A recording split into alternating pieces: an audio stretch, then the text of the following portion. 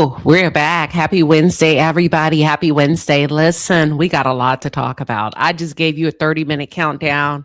I barely had time to have an orange. I don't think y'all realize. Look, I rarely have time to just sit down and eat, and I hate eating in a rush. So if I have to rush it, I probably won't eat. So I just had an orange. I was going to try to eat. I was like, shucks, they're already waiting. Let me just get in there. So here we are today, and we are talking Iyanla, fix your life. Iyanla, fix your life. I came across a snippet of a video this week that was run. The Breakfast Club dropped a clip, and Iyanla sat down and she admitted that she's lost two children as a mother. She's lost two children as a mother.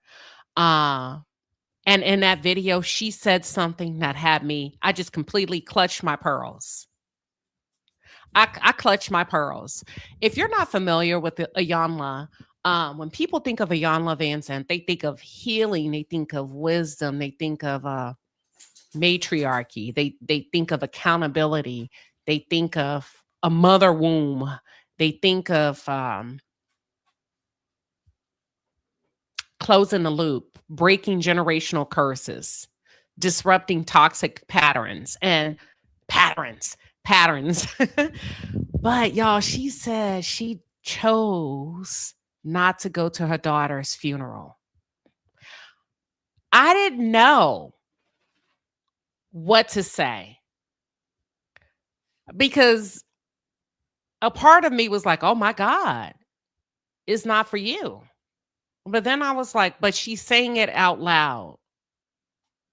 Is it ever okay for a mother not to attend her dead child's funeral? If a mother loses a child, God forbid, and she's lost two, according to her, is it ever okay for you to opt out of going to the funeral? And I said, I didn't want to judge that. I want to talk about it, but I kind of want to judge it. I have my own thoughts, right? So I kind of left it on the back burner. The reason why I titled this segment, Iyanla, Fix Your Life, is because then I came across another snippet, another clip where she's sitting down and she had this 1,000% transparent conversation. And y'all, I'm gonna just tell you, a lot of people in the audience were completely blown away. On top of her revealing that she did not go to her daughter's funeral, she also admitted that she was not a good mother to her children. Listen to this. Just listen. She said, not only was I not a good mother, I wasn't a good mother to my children. She said, but I was a good father.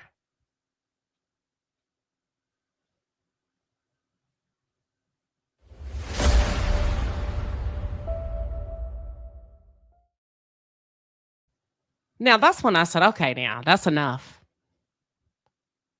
That's enough now. You need to go fix your own damn life. And she sat down with Carlos King. Yes, she did. And did an interview. But I'm still stuck on maybe we can do a workaround for not going to your daughter's funeral. Okay.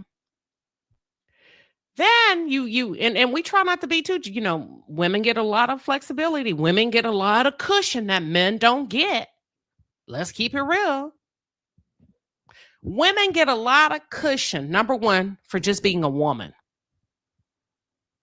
More than likely, will make excuses for a mom being a deadbeat ass mom for whatever reason. We're going to love on her.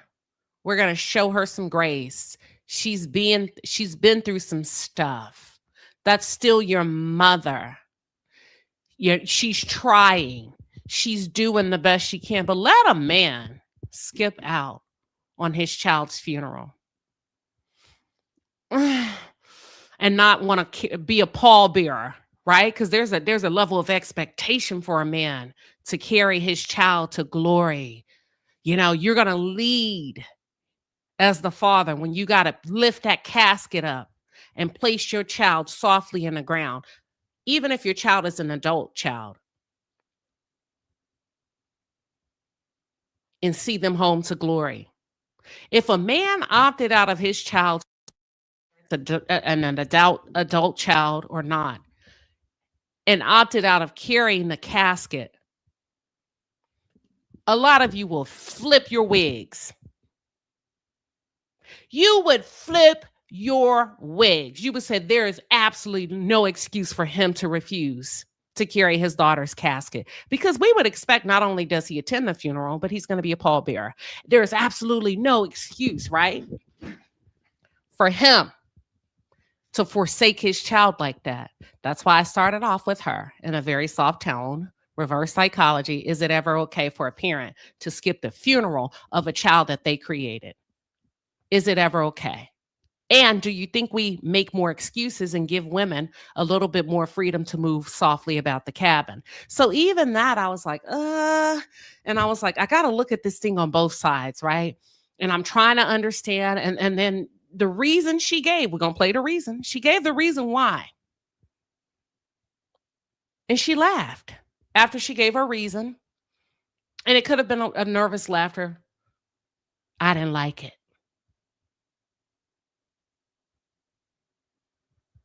But then I come across a clip and I said, okay, damn, you didn't go to the funeral and you're admitting that you weren't a good mother. Even after death, are you still being a crummy mother by not going to the funeral? Because if a man opts out of the funeral for whatever reason he feels justified, and then he goes and sits down and does an interview where he's praised and he's being rewarded and he's being put back on television, y'all read Brian McKnight for filth.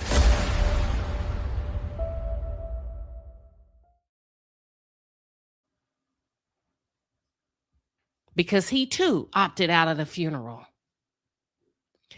Listen to me. Y'all read Brian McKnight for filth. It doesn't matter if she had her own ceremony. I'm just saying, do you all make excuses for women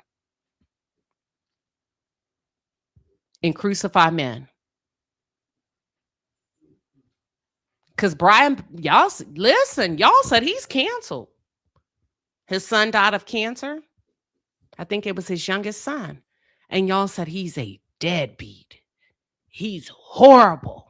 I'll never play his songs again. How dare you, you narcissistic piece of crap.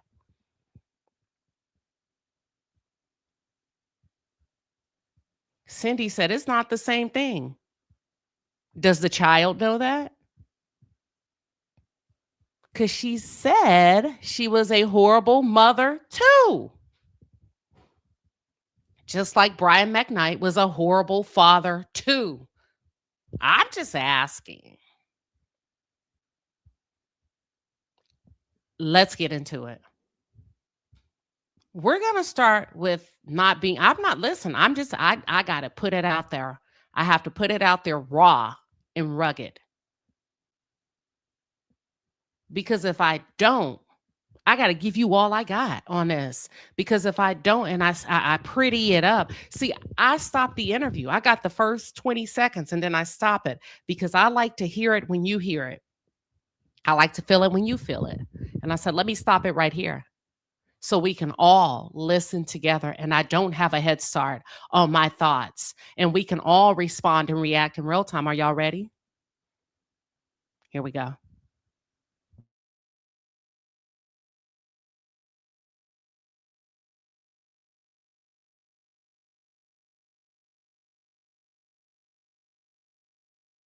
The book so candidly. I mean, wow. You open up your soul and you say, I failed my children. I failed my children. I think I've said that publicly many times, that I was a horrible mother. Horrible. I was a great father. I was a horrible mother. Mothers nourish, nurture, teach. Mothers affirm. I didn't do that. I protected, I provided. That's what dads do. I was a horrible mother. When I recognize I failed my children from the perspective of spiritual hygiene, Was it because I denied my pain? I ignored my pain. I covered it. I called it something else. I put myself in unclean, unhealthy, unproductive situations, dragging my kids along with me and expected them to stay quiet about it. I lived for 9 years in an abusive marriage and never talked to my children about it. Expected them to see their mother with a black eye, a busted lip, cooking franks and beans. So I taught them to lie. I taught them to deny. I taught them to avoid. I mirrored it for them. And then that's what they did. That's a failure on my part as a mother. As I was reading your book, I thought so many families could be healed if parents would just admit the truth to their children, because they can't say, I made a mistake, I was wrong. We're taught that it's bad to be wrong, that you're bad if you're wrong. Oh. And just in general, you're bad if you're wrong. I mean, if you make a mistake on your taxes, the IRS penalizes you. Yes. You know, if you make a mistake in doing anything, you know, I think that's such an interesting distinction, don't you all? Yes. The difference between being wrong and being bad. Yes. That you can be wrong. And it's a mistake. It's a mistake. Yeah. But we live in a law and punishment society where you're afraid. This society is set up where you're wrong if you tell the truth. Really. If you tell the truth, you're wrong. And if you're wrong, you're bad. So people don't want to tell the truth. I had to tell the truth because looking at my children and all I thought I had done for them and looking at what I was looking at, you know, what the hell happened? You know, you boo, you happened. Don't look at the fruit, look at the tree. But all of those failures, this is what I love about what you write in Spiritual Hygiene. All of those failures have brought you to a more clear understanding of who you are now. And you have used those failures. You've used that pain to create power and spiritual awakening in your own life. And hopefully in the world. Yes. Because one of the things that I think is killing this country, the world in general, is dishonesty. And people will look at somebody telling them a lie and grin. Yeah. You write in the book so candid. All right. So we listened to it together. Now can we break it down together? I think you say, what's her zodiac? Let me see. I can look it up real quick. Hold on.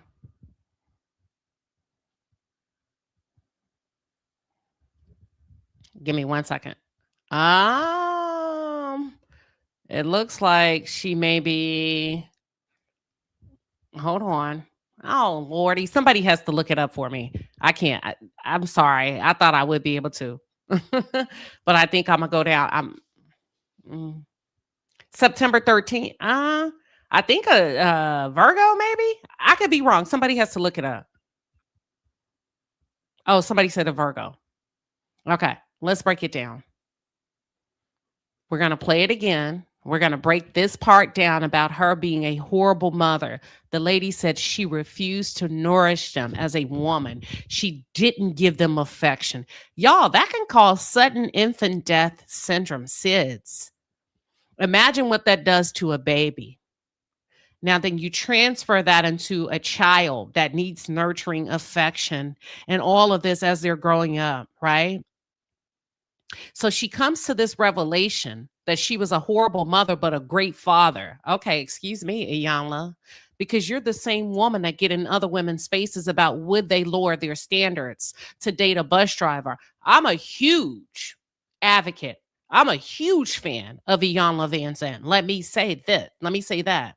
But if we're going to talk accountability, I appreciate her sitting down a little bit in 2026. But here's the deal. The sacrifice of losing 2 children, I don't think there could ever be enough accountability, because did they get the closure that they need? See, it's okay for you to come full circle as a mother, as a father, and so, you know, and get these accolades and get to sit in front of Oprah, but you starved them to death. And while we're clapping for them, my heart weeps for her children, the same way her heart would weep for men. on the show whose wives were not being feminine enough, or whose wives were not being partnershipy enough, or whose wives were not being a great helpmate. But at the same time, you were a horrible mother. And I'm not condemning you, but you were in women's face about how they needed to get it right and not on your watch, and gutter snipe this and gutter snipe that, and how they were ruining their children. And my heart breaks for her children, the ones that have left this earth and didn't get a chance. Didn't get a chance to have that nice, fuzzy, warm feeling. Yeah, of course, we give round of applause for mothers, but your daughter was a mother. The one whose funeral you opted out of for whatever reason. I don't know when she came to the conclusion. Actually, let's look at the book. You know what, Shanta? That's a good question. Let's look at, if we can Google her newest book. Hold on.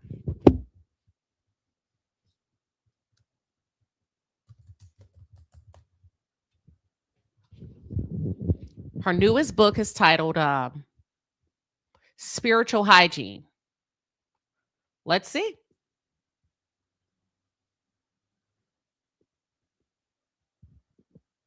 It was published December 30th. So it sounds like 2025. 2025. She came to this conclusion and she shared her thoughts in a book. And I'm glad for her. But y'all, what about the kids that have gone to their grave knowing and seeing their mother on big screens making millions of dollars and being applauded for fixing everybody else's life? In the meantime, her life is in shambles. Candidly, I mean, wow. You open up your soul and you say, I failed my children. I failed Just listen. my children. I think I've said that publicly many times, that I was a horrible mother. She's telling you horrible. She didn't say bad. She didn't say I made mistakes. She said horrible mother.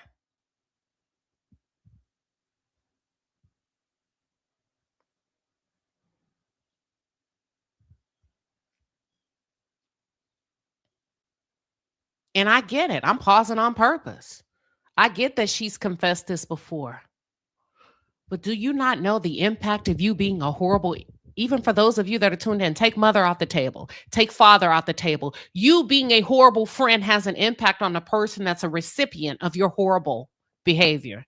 You being a horrible coworker has an impact on the recipient of your horrible behavior at work. Some of you have been privy to being bullied, not being invited. We just talked about the red flags in corporate America you need to notice in Q1 so that you don't lose your job. Some of you are purposely not being nurtured, not being fed, not being included on critical pieces of communication. Horrible. And you know what it does to you. It breaks you down to the point you want to run away. But as an adult, it's not your mother. It's just your friend. It could be your boyfriend. It could be a coworker. And you say, I'm out of here. Kids don't get to do that. So you know what it feels like to be the recipient of horrible behavior. Now imagine it being your mother and you die before she does.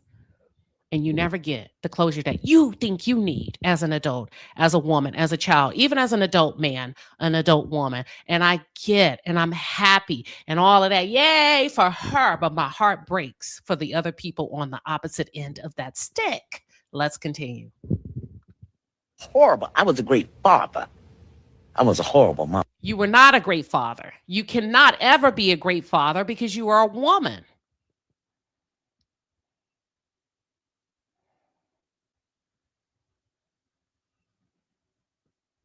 You said, I'm glad she's sharing, no judgment to her. Hey, kudos to her, but what about the kids?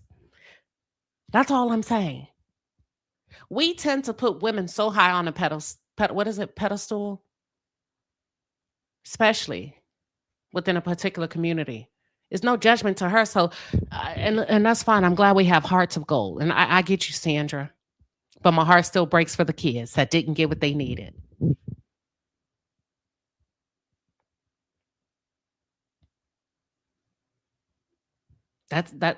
Listen,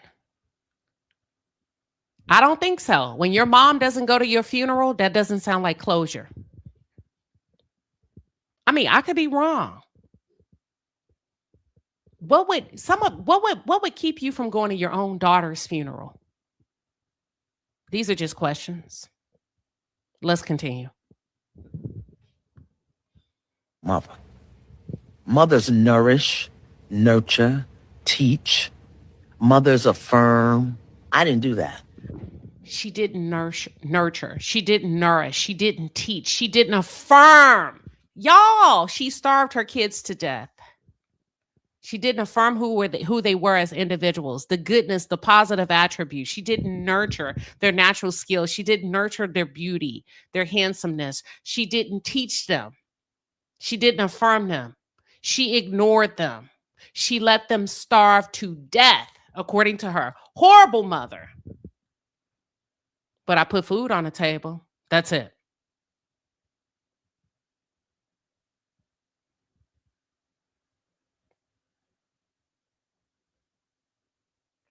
All right, let's continue. I protected, I provided. That's what dads do. I was a horrible. Look at how the women are looking at her. I don't think it's without judgment. I think these women are probably thinking and trying to somehow put themselves in her shoes and say, under what condition, what state of mind would I have to be in a home with my children, more than one, to purposely refuse to nurture them, to purposely refuse to nourish them, to purposely refuse to teach and affirm them? What type of woman,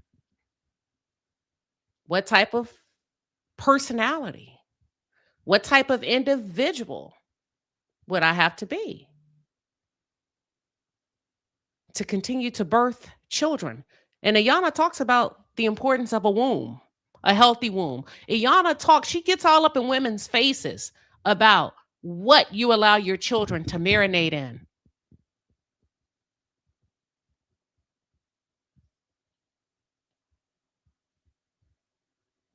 And I think the women in the room are trying to figure out, and I don't think they're judging. I think they're visualizing what condition, what state of mind would I have to be in to have child after child after child and then refuse to give them what they need, and still have a show called Iyanla Fix My Life, and still hold other women accountable about how they need to show up for their children, especially their male children, their husbands. Let's see. Horrible mother. When I recognized I failed my children from the perspective of spiritual hygiene, was because I denied my pain. I ignored my pain. I covered it. I called it something else. I put myself in unclean, unhealthy, unproductive situations, dragging my kids along with me and expected them to stay quiet about it. So let me ask you this. She started off, I followed with, I was a horrible mother. And as horrible as that sound, I'm open to that accountability.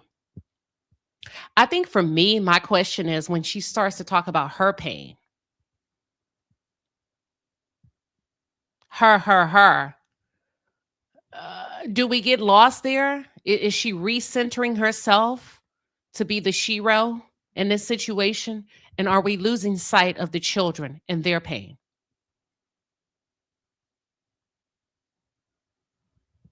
Let's continue.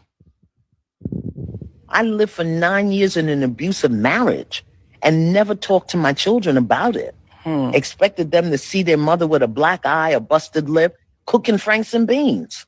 So I taught them to lie. I taught them to deny. I taught them to avoid. I mirrored it for them. And then that's what they did. That's a failure on my part as a mother. That has to suck as a child who's lived in a home where you've witnessed abuse. You weren't nourished, you weren't nurtured, you weren't affirmed, you weren't told that you're smart, you're beautiful. Nobody showed up for you at school. You had to pretend that your mom was the best. You see your mom all over the world changing the lives of other people.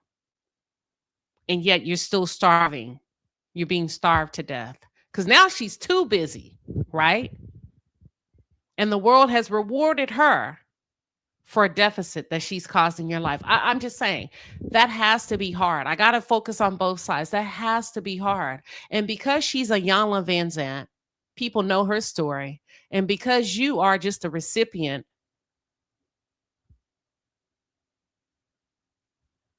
of her womb and her giving birth to you, nobody will ever know the pain that you've gone through. I don't know. That has to be one of the hardest things. That has to be one of the hardest things for an adult child who's lived behind the doors with you, to see the world give you a round of applause. Iyanla, I'm just saying. Mother.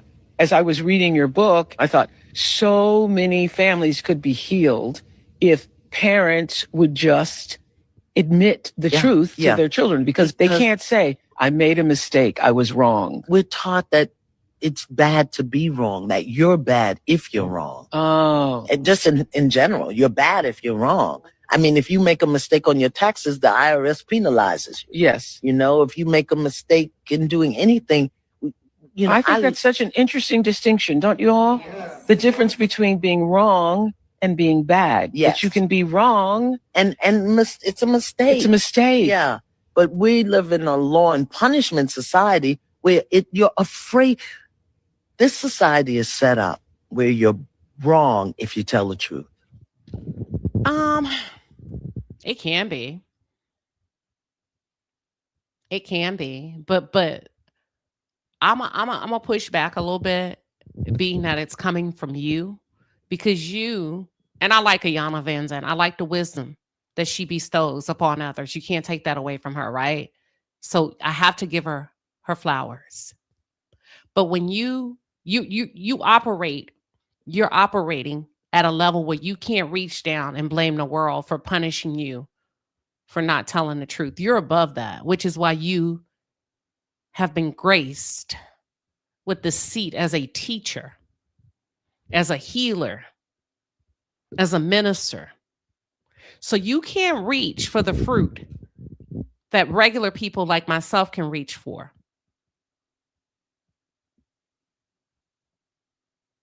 You've gone through spiritual training on a level that many of us can only imagine. You've had mentors. You've worked with some of the best of the best of the best. She worked with I forgot his name. She may say it. What's his name? She said it on Carlos King's interview. Dr. Cito, I cannot remember his name, but the point is he inherited Napoleon Hill's notes. So you've been exposed to too much in a different realm of spirituality for you to rely on the world, when you have given us the tools and the strategies to navigate around the world. So it wasn't CeeDo. I'm gonna play it though. And where am I going with this? I'm gonna push back and call BS. When you say that you couldn't tell the truth, I'm gonna call BS, because I believe at some point in your life you may have prioritized yourself above your children. And I believe that sometimes people are addicted or can be addicted to chaos. Some of y'all love drama. Some people can't function without drama. Some people can't function without being abused. Some people can't function without screaming and yelling in the house. Some people can't function without arguing. Some people cannot function without toxicity. And if it's not around, they go find it. I've seen people like that. I run from them. Get out of here. And I think you prioritize your own unresolved trauma. And it sounds good. It's a great cop-out. It's a great excuse. I went through childhood trauma. I was abused. We get that. But that wasn't the reason that you could tell the truth, that you couldn't tell the truth. You chose not to at that particular time for whatever reason. Maybe you were selfish. in addition to harboring your own trauma. And maybe you harboring your own trauma kept you in a safe place because maybe that was all you could bear in that moment. But the world did not keep you from telling the truth. So I have to push back. Really. If you tell the truth, you're wrong. And if you're wrong, you're bad. So people don't want to tell the truth. I had to tell the truth because looking at my children and all I thought I had done for them and looking at what I was looking at, what the hell happened? You, boo, you happened. Don't look at the fruit, look at the tree. But all of those failures, this is what I love about what you write in Spiritual Hygiene. All of those failures have brought you to a more clear understanding of who you are now. And you have used those failures. You've used that pain to create power and spiritual awakening in your own life. And I think that's good. I think that's great for her. But I always say on your journey to being great, make sure you don't leave a lot of bodies behind, a lot of casualties behind. That's it.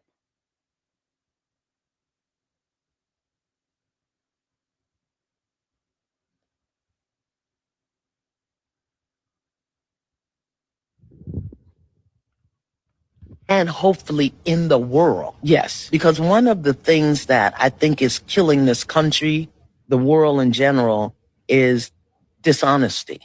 And people will look at somebody telling them a lie and grin. Yeah. You write in the book so candidly. I mean, wow. You open up your soul and you say, I failed my children. I failed my children. I think I've said that publicly many times, that I was a horrible mother. Okay, so let's go to the next clip when she shared that she did not show up for her daughter's funeral and why. Here we go. Like when she says, when you're lying, when you're projecting. I tell you, people know what they're doing to you.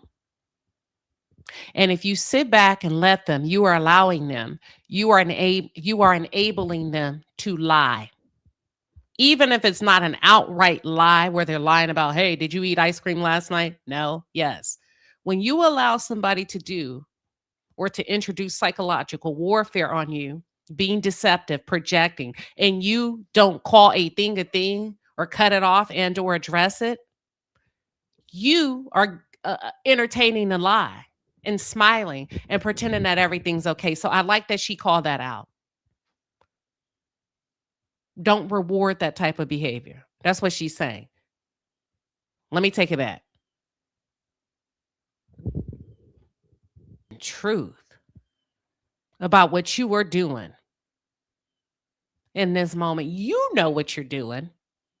Tell the truth. But also a part of integrity isn't just about you. Listen, those of you holding this that are tuned in. A huge piece of integrity is also holding people around you accountable. Listen, if we're going to be in relationship, I wonder if her kids have ever held her accountable. A lot of y'all can't stand accountability.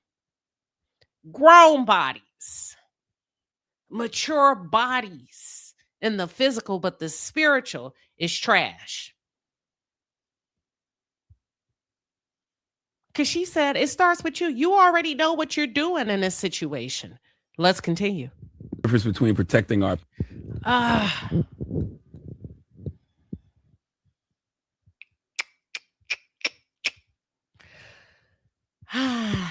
I don't know. I'm listening. Thank you. That was insensitive. Thank you. Thank you for that.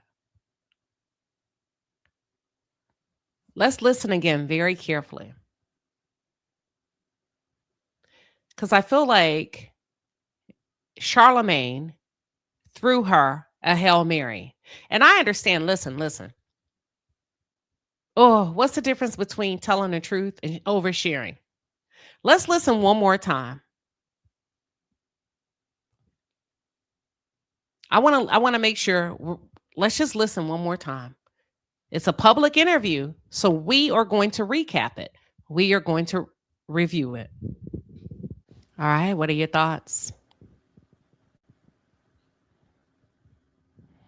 What are your thoughts?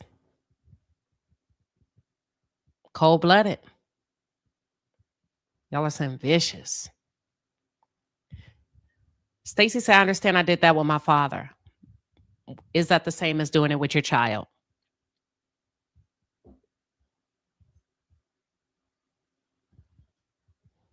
Is it the same as doing it with your child? I like the fact that Charlemagne didn't know. And he came in, he said, oh, you probably weren't in a good place with your family. She said, not my family, just one person at the funeral. One person, though. If she's a trigger for the grandson, I mean, one person at the funeral perceived. And she said, I wasn't going to give him I followed her when she said this I followed her when she said, I wasn't going to give him an opportunity to disrespect his mother. I followed until she said, by disrespecting her mother. I think for me, I'm having a hard time following. Right when I think she's about to say something that's really sincere, she switches lanes or switches gears and reprioritizes herself. That's the part that loses me every time. Thank you. Oh, I've been on mute, y'all, that long. Oh my God. Okay. You say I agree with Toot. Well, here's the thing. What part of did y'all hear what I just said, or was I completely muted? Did y'all hear anything of what I shared? Oh, you haven't? No, you haven't been muted. Okay. Yeah. I don't know. One person in the funeral could cause you not to attend your own child's funeral. I'm just asking. You know what? Let me open up the lines.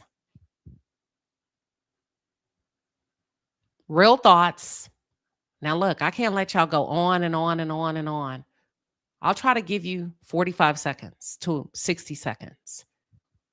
Let's keep it to Iyanla. Let's keep it specific to Iyanla. And the reason why I say that is when we keep it specific to Iyanla, we eliminate you being judged. Is that ever okay? So we heard her say, listen, I've been a horrible mother. I've said it before. I've said it years. I've gotten ahead. I'm handling my own scandal. But on top of that, I refuse to nourish them. I refuse to nurture them, affirm them, speak life into them. I withheld all of that. Yeah, I provided.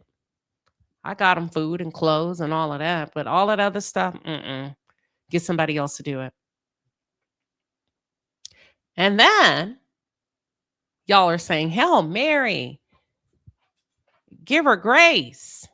Then she comes back and say, and I chose not to go to the funeral.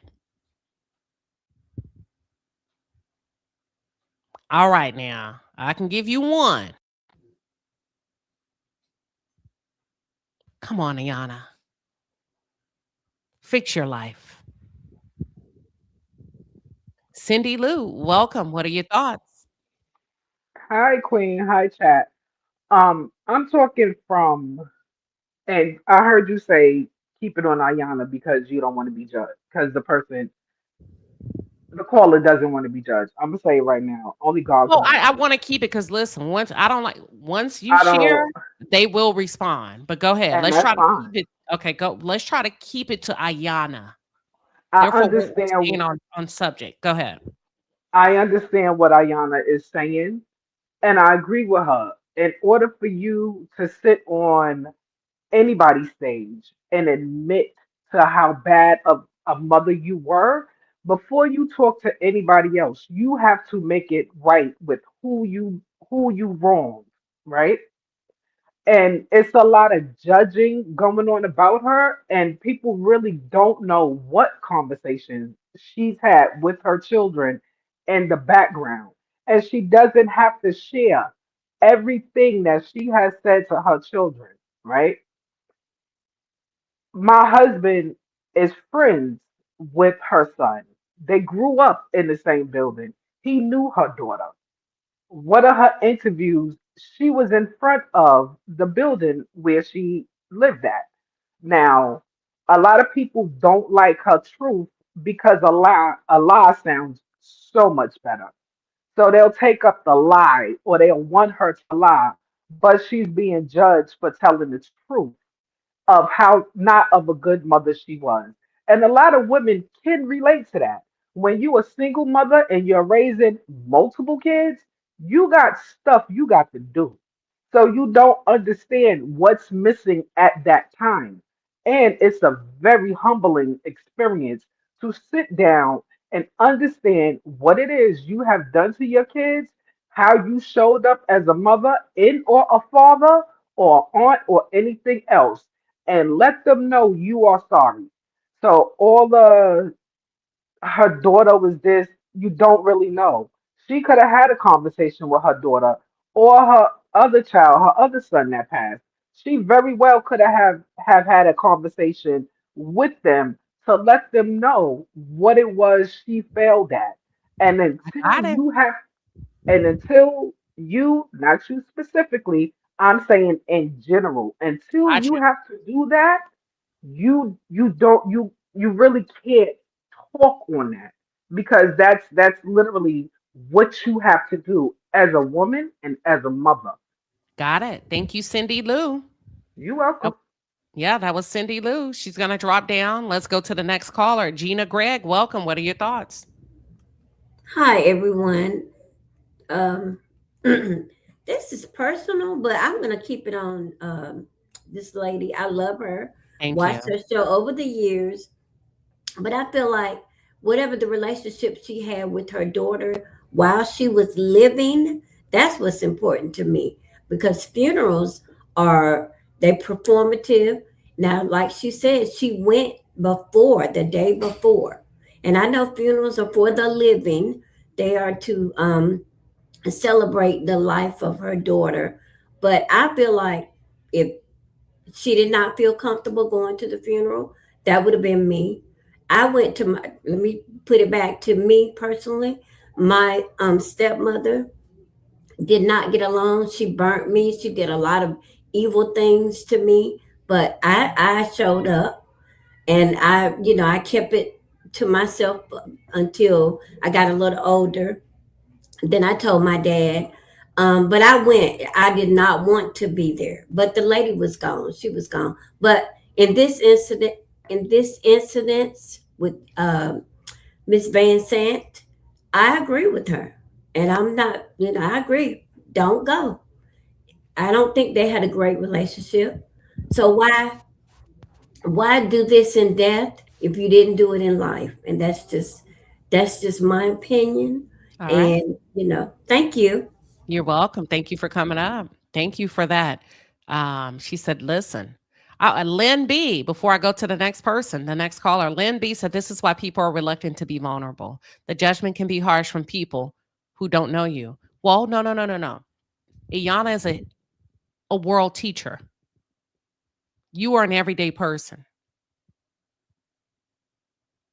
This is a woman that's breaking barriers, going into other people's home, fixing their families, putting them back together, challenging them to be the best selves in that moment, challenging mostly women in many cases to stand up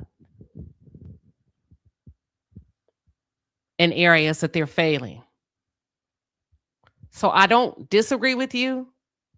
I'm just giving a little bit more context. Salt and Light, welcome. What are your thoughts? You hear me? Yep. Okay. My thought.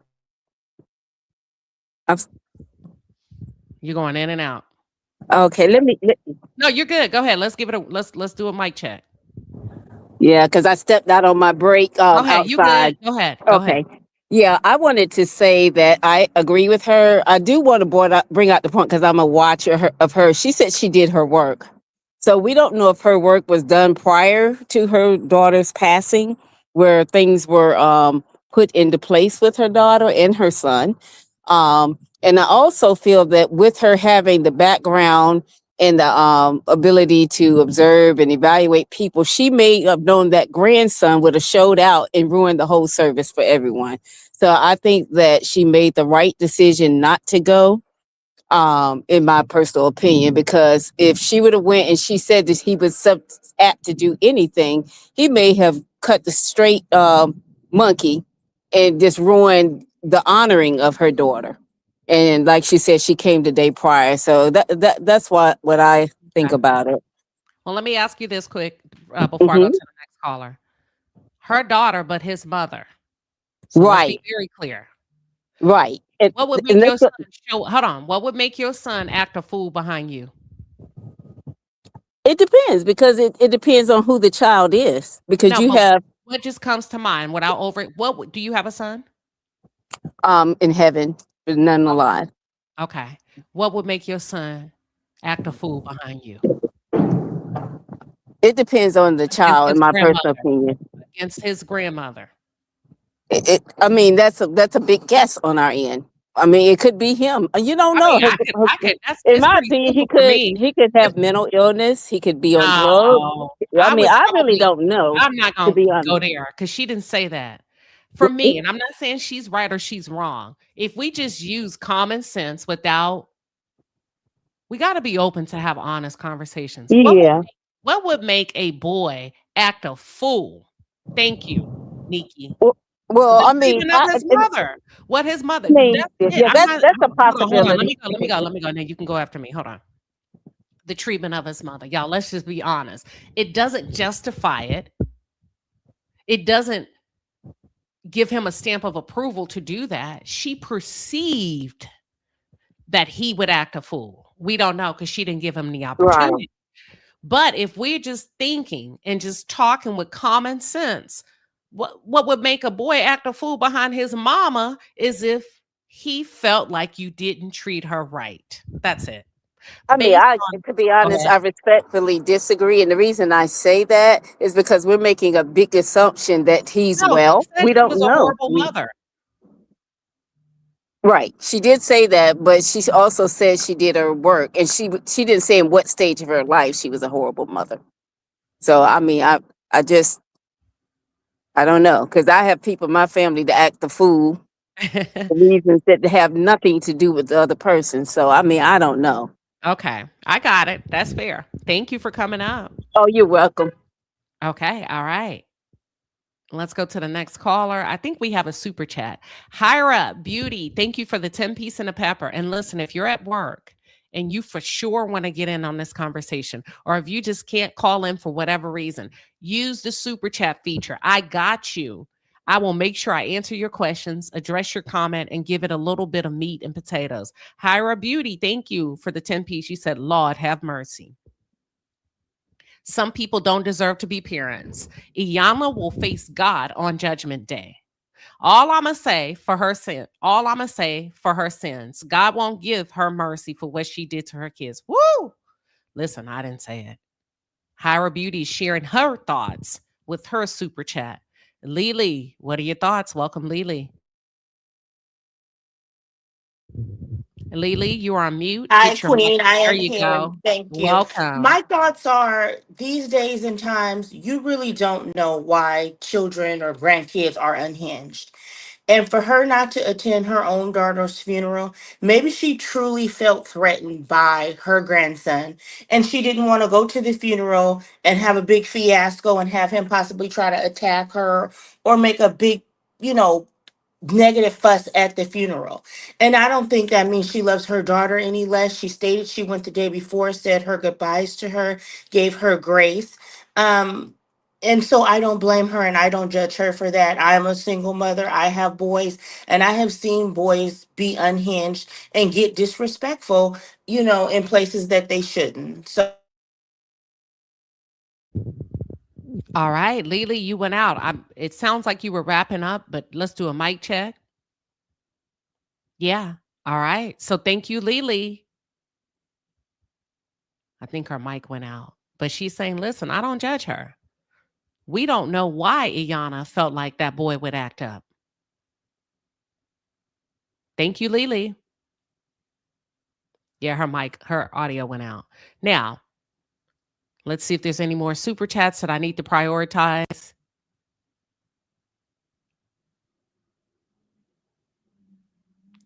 I want to misspeak. It says, come on, are we dealing with common sense here? We know what she meant when she said she was a terrible mother in her early days, not to this day. But grown kids can have issues with parents. Doesn't mean the parent is the issue. Okay. All right. I'm dropping a link. I saw another one I want to just highlight. It was a good one.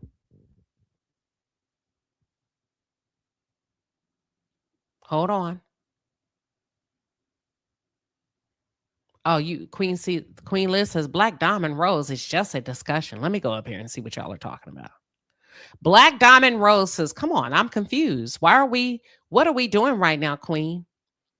What point are you trying to make about Iyanla? That she's a bad mother? She was a horrible mother? We're staying on what she said. She said she was a horrible mother. She said, I didn't nurture. Or let me ask you this before I explain.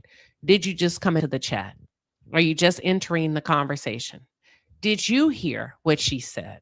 So we're recapping what she shared in real time about losing 2 children, being fully transparent about being a horrible mother. Those are her words, not mine. So that's what we're doing. We're just recapping, reviewing, reacting.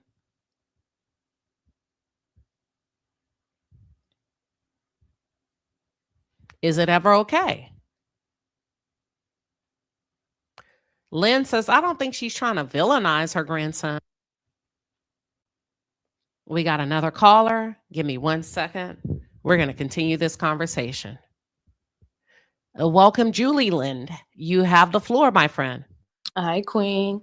I kind of came in a little bit late, so I'm not sure if anyone came up and said this already, but I do want to say this. I appreciate you keeping your foot on Iyanla's neck, because a lot of time, sorry, my baby's in the background, but a lot of time as a community, we forget that the children are the ones, like we didn't ask to be born, and a lot of time we don't choose our parents, we don't choose our mothers, and as a community we're always making excuses for the mothers and not realizing that the children are the one living their whole life with the trauma and then the generational curses, and we're passing it down.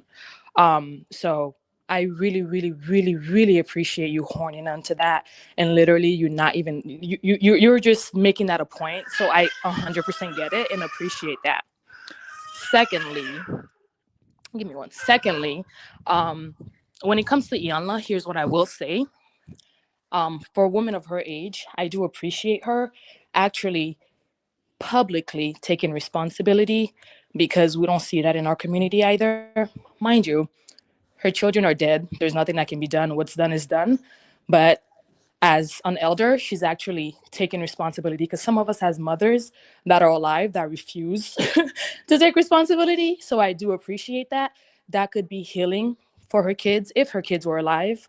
But I do appreciate you horning in to the fact that the children are the real victims here.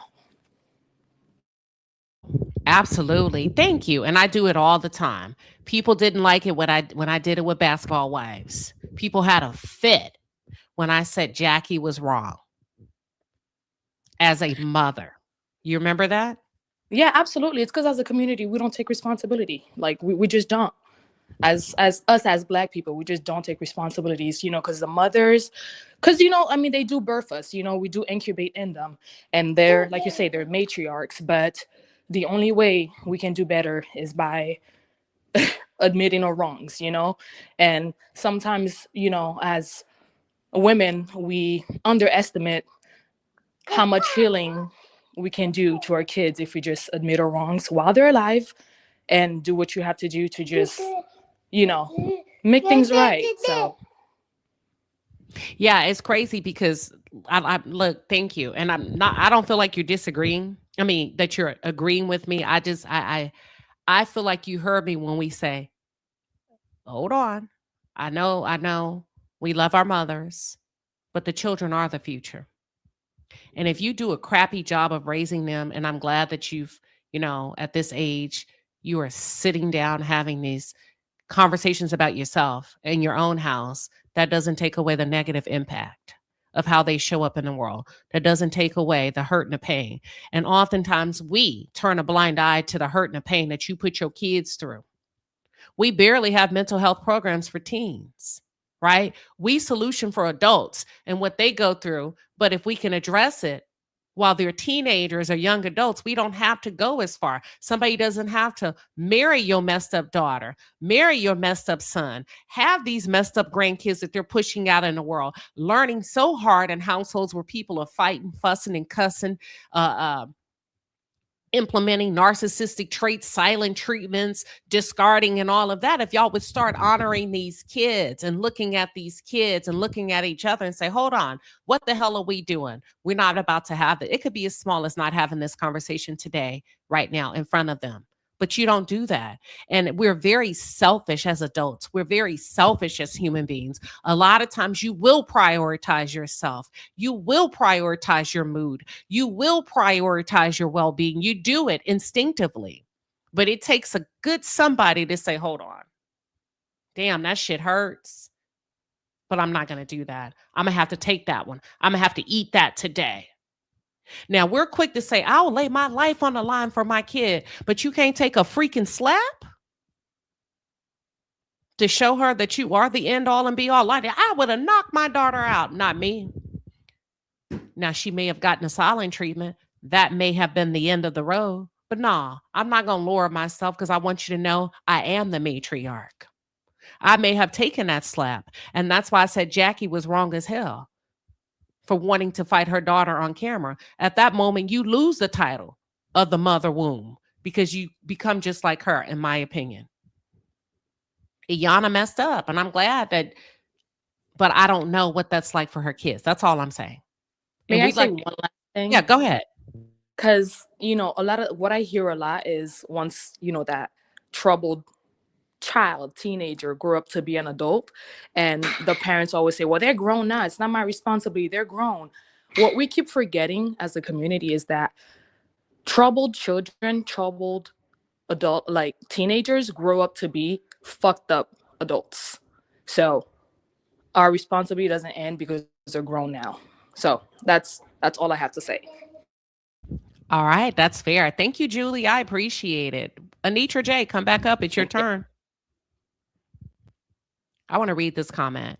How I See It TV said it could be entitlement money. He wanted $100,000 casket for his mom, and Iyanla was only going to pay for one that cost $25K.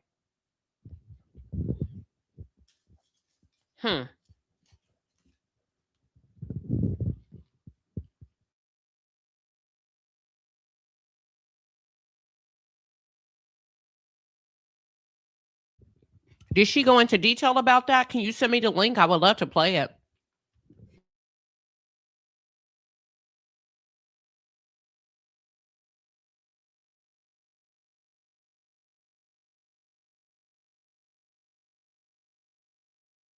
Felicia says, I'm tired of people blaming mental health. Me too.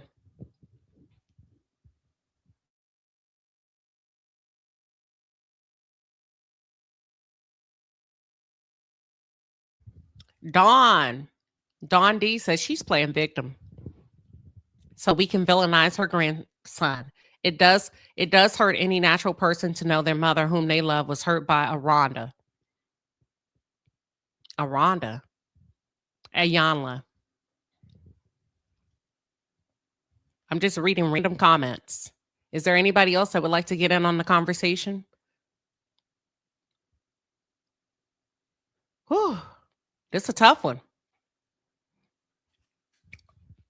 That's why I ask you, is it ever okay for you to opt out as a mother?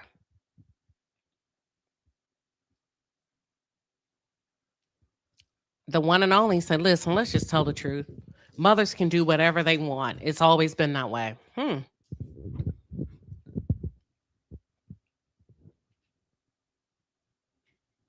A mother J. Cole says whatever the issue is, it's on her. The dynamics with her daughter and grandson were obviously bad. She paid her respects the day before.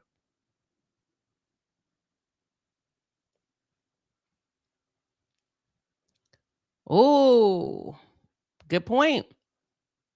Vacay My Way Travel says, honor thy mother and father. Does that apply to the grandson? Could he have felt that he was honoring his mother, even in death? Because Iyanla, let's talk about it, was not the other, she was not and is not the only mother in this dynamic. So does it apply to all mothers and all children? Journey with Lily said, listen, she's taking accountability and responsibility.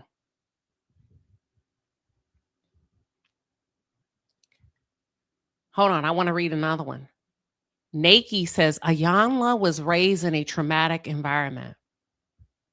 Some people will say, well, should you be having kids right away?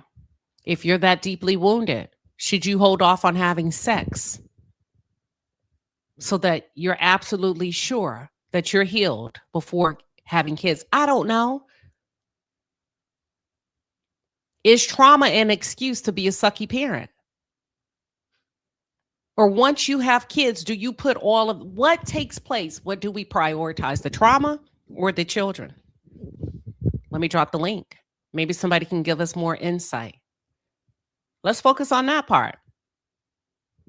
If a man has gone through trauma, what should they prioritize when they decide to start having children, single mother or not, single father or not? What takes precedence, the child or the trauma?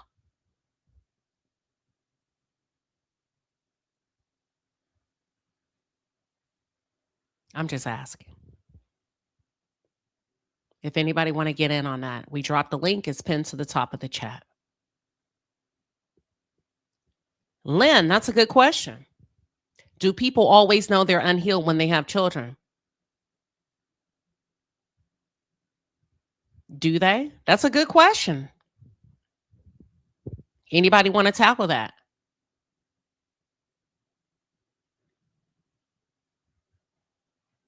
Y'all look, the chat is going bananas.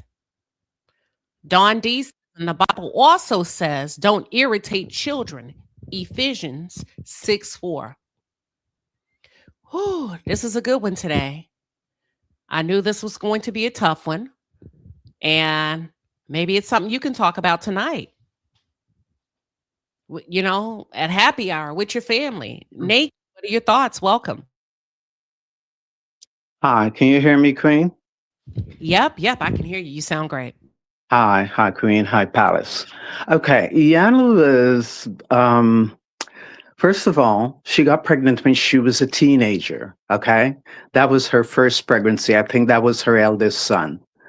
And then she just went on to just be in one bad relationship after another.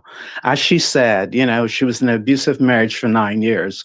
Also, Iyanla never knew her mother.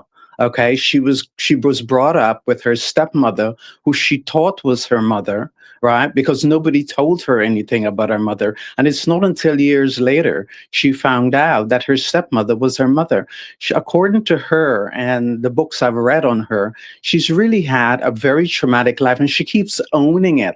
If you go back from, I discovered her when she first wrote the book, I think the value in the valley.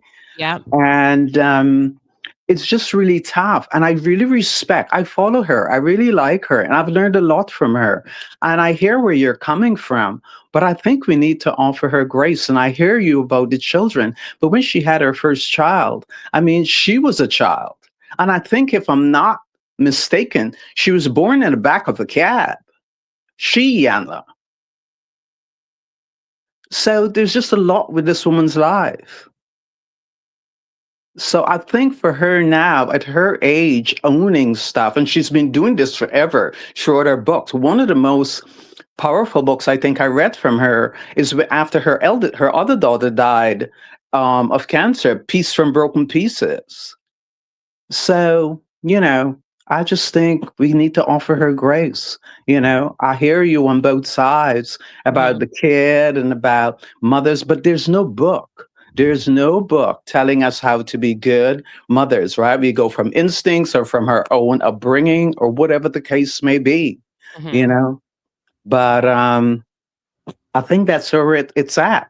And I really respect her coming out and just speaking truth. And yeah, I used to look at Iyanla Fix My Life, and yeah, she is in women's faces, calling them gutter snipes and whatever. But I don't even think that's coming from a bad place. I think that's just like, hey, check yourself.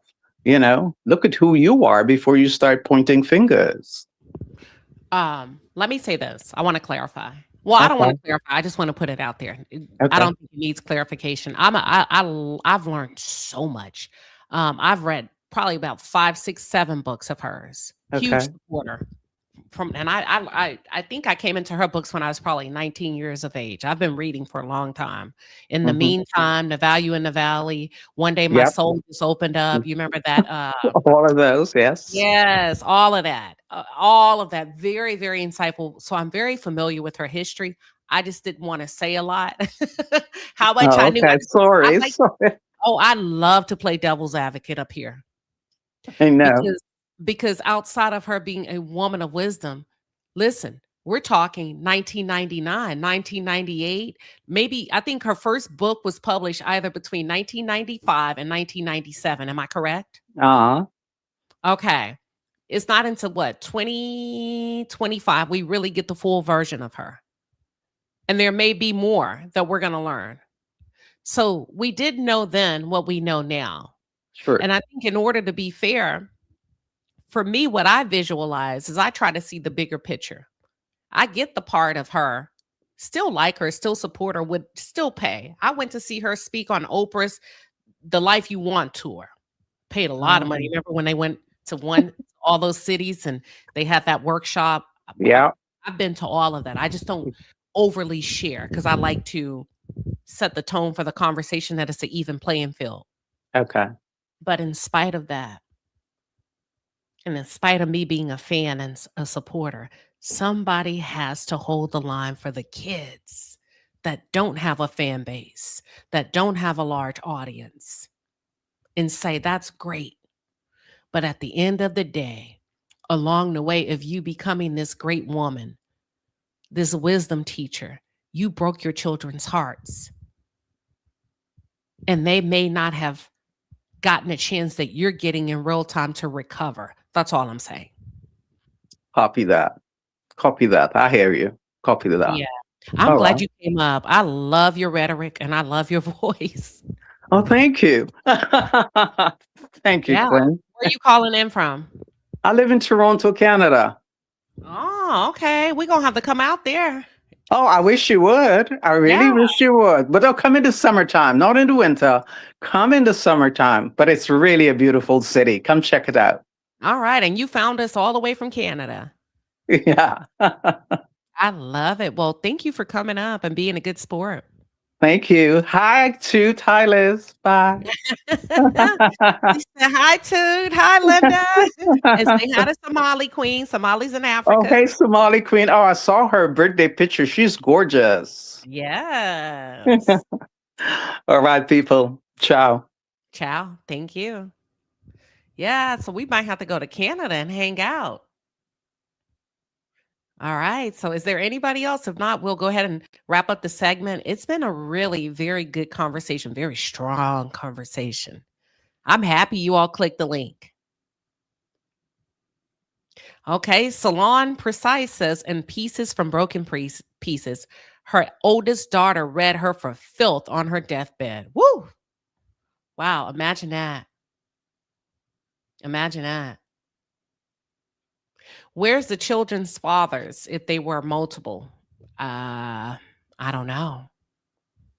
I mean, Iyanla has had a very traumatic life, but if you've read her, she's also had a very intentional life. And what I mean by intentional, Ayana has been, I'm not going to say it. Never mind. Ken goes a long way. Welcome. What are your thoughts? I kind of have a slightly different view on things. I have watched her for a long time. I really do like Iyanla, but I feel like our community has to be willing to be able to like people and still call a spade a spade. I think that, especially with a certain generation, and if you're a mother, oftentimes they give people a pass to do whatever they want to do. And I'm not saying that just, you know, I'm saying it because I have people in my family like that. And they can do things that are wrong and feel like, well, she's the mom, she's the mom. And if you say something, even if you say it respectfully, they still consider it as disrespect. And I think they, as a community, we have to do better about that. All I mean, right. she has two daughters and a grandson who all feel the same way. Everybody's not telling the same lie. And like I said, I like her, but I can still call a spade a spade. I think something's going on there. That's a good call out. That's Kendall the long way. She's saying, listen, I get it. The mother's the mother. She did the best she can. But can we admit that in particular communities, y'all give them a free pass to roam about the cabin? And we're very reluctant to hold them accountable. She said, just pay attention. All your children having a problem with you isn't that's not coming out of nowhere. And great. That's good that she's great to us. But there's a saying, what good is a diamond nobody can see, especially the ones in your home? Yeah. Amen. Thank you, Kendall. Thank you. I get that, Lynn. Lynn said, but she admitted she wasn't a good mother. Then you know what? Yeah, but what's the point of that? Ain't no different than a pastor showing up. And I'm not judging y'all. I just want y'all to think about the impact. Maybe, I don't know. Y'all would crucify a pastor. If a minister came out and his kids said he was horrible to us, you guys would have a problem about him being so good in his sermons and being so good to everybody else's children and saving a day for other families, and his kids suffer.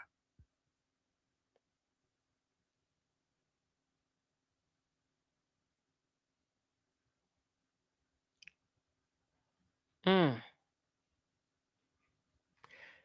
Sinan says, look, she was surviving on an abusive marriage. Survival was paramount during her days. I don't know. Tell the kids.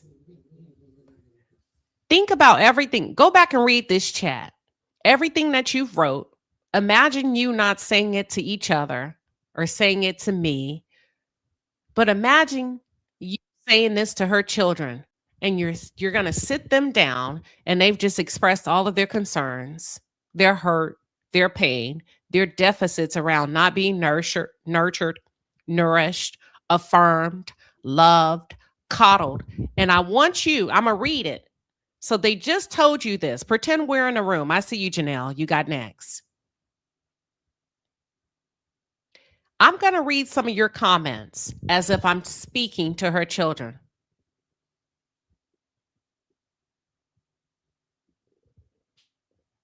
The child is gone. Funerals are for the living, not the dead.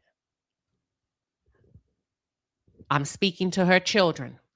I feel Black mothers get blamed for most things. I'm speaking to her children. Until we walk in somebody else's shoes, you can't judge her. I'm speaking to her children. She already told you she wasn't a good mother. I'm speaking to her children.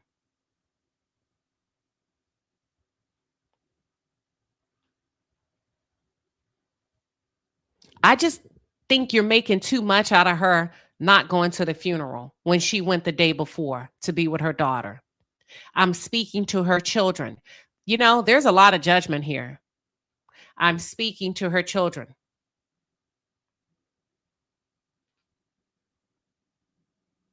Anyone who is a parent knows that parenting is not easy and mistakes happen no matter whether they are perceived as intentional or unintentional will occur. Where was your dad? Where was your father? I'm speaking to her children.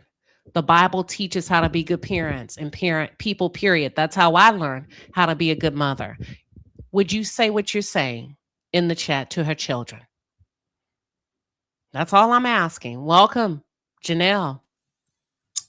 Hi, Queen Sheba. Can you hear me? Yep, you got the floor. I love you, by the way. Um, I just wanted to ask, I guess, what it is that you would want Iyanla to do. I mean, if she has acknowledged her wrong, she's doing it publicly. She is, sharing her experience so that others can learn. I don't know what it is you want her to do to sort of right her wrong. One would say that this is the best way to do it. We don't know the conversations she's had with her children. She has one that is still alive, her son, who she says works with her. So it doesn't seem as if he has an issue strong enough to not be around her.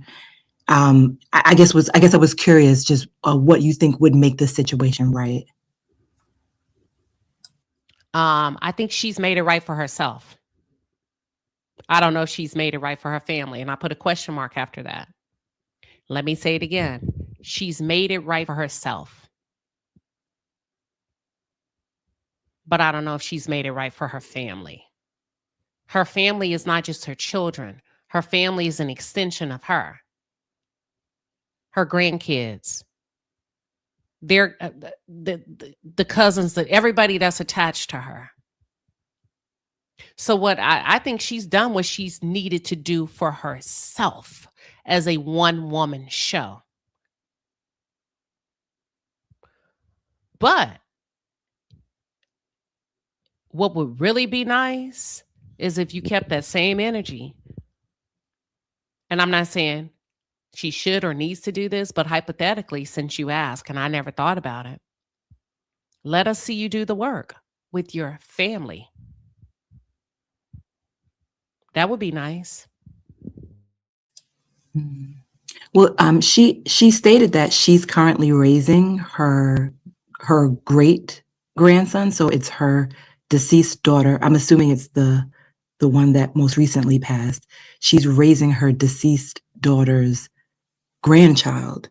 Her deceased daughter was raising the child prior to passing away. And so she stated that she's taking this opportunity to affirm him, to give him all the things that she now knows she should have given her children. She said that in the interview. I mean, I feel as if that is one way of making amends. I guess I just couldn't see what more. It is because you get a chance to redo with your grandchild what you couldn't do with your daughters. Iyanla has never had a problem affirming men and young men. She struggles in the area of women. I can honestly say that. But now since she said, yeah, I'm not the nurturing kind, that explains your disposition towards Tamar. And not just on the Braxtons, but long time ago. Iyanla seems to have an aversion to a particular persona and personality when it comes to women. Iyanla seems to have not been able to quietly close the door with her girls, but seems to be making strides with the men and the male offspring in her family. So when you say what can she do, she doesn't owe me anything. But what would really be nice is for us to see her in the hot chair doing the work with the cameras in her face. Okay, I see what you're saying about I guess her approach with women and yeah. Well, I mean but I would dare say that I don't necessarily think that that's something that just affects the Black community. I mean, women are hard on women. Like that just seems to be an unwritten rule in most families, irrespective of race or class. Women are harder on women generally, and there is something to be said about how if your mother's really hard on you, how that shows up in your health, in your life. So I do see what it is that you're saying. And I thank you very much for the discussion. Absolutely. And thank you for coming up to ask and challenge me. I like that. You have a wonderful day. You too. Thank you, Janelle. Sandra P says, I believe she's male identified, but I've seen her move wrong with men also. She still regrets DMX. No, she don't. Does she? Let's play it. Let me pull up that interview. Give me 1 second. Hold on. Give me 1 second.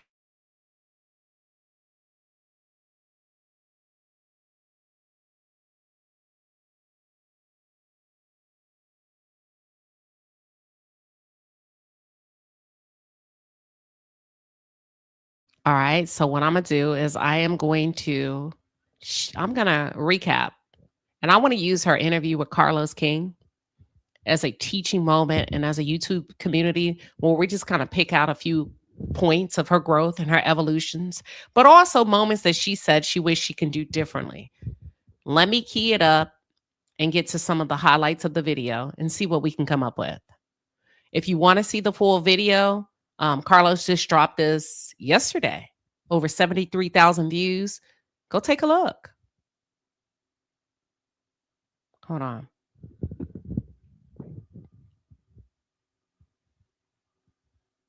Here we go. Oh, Carlos, there's a moment in Carlos's interview where he talks about entitled children. Let me highlight it really quick. I kind of felt like, and I could be wrong, but I'm going to go with my first thought. My first thought was, is he talking about Dr. Simone on Married to Medicine? Let's take a look.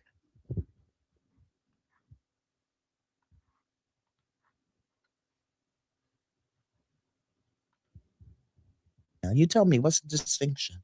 Do you see one? No. Oh.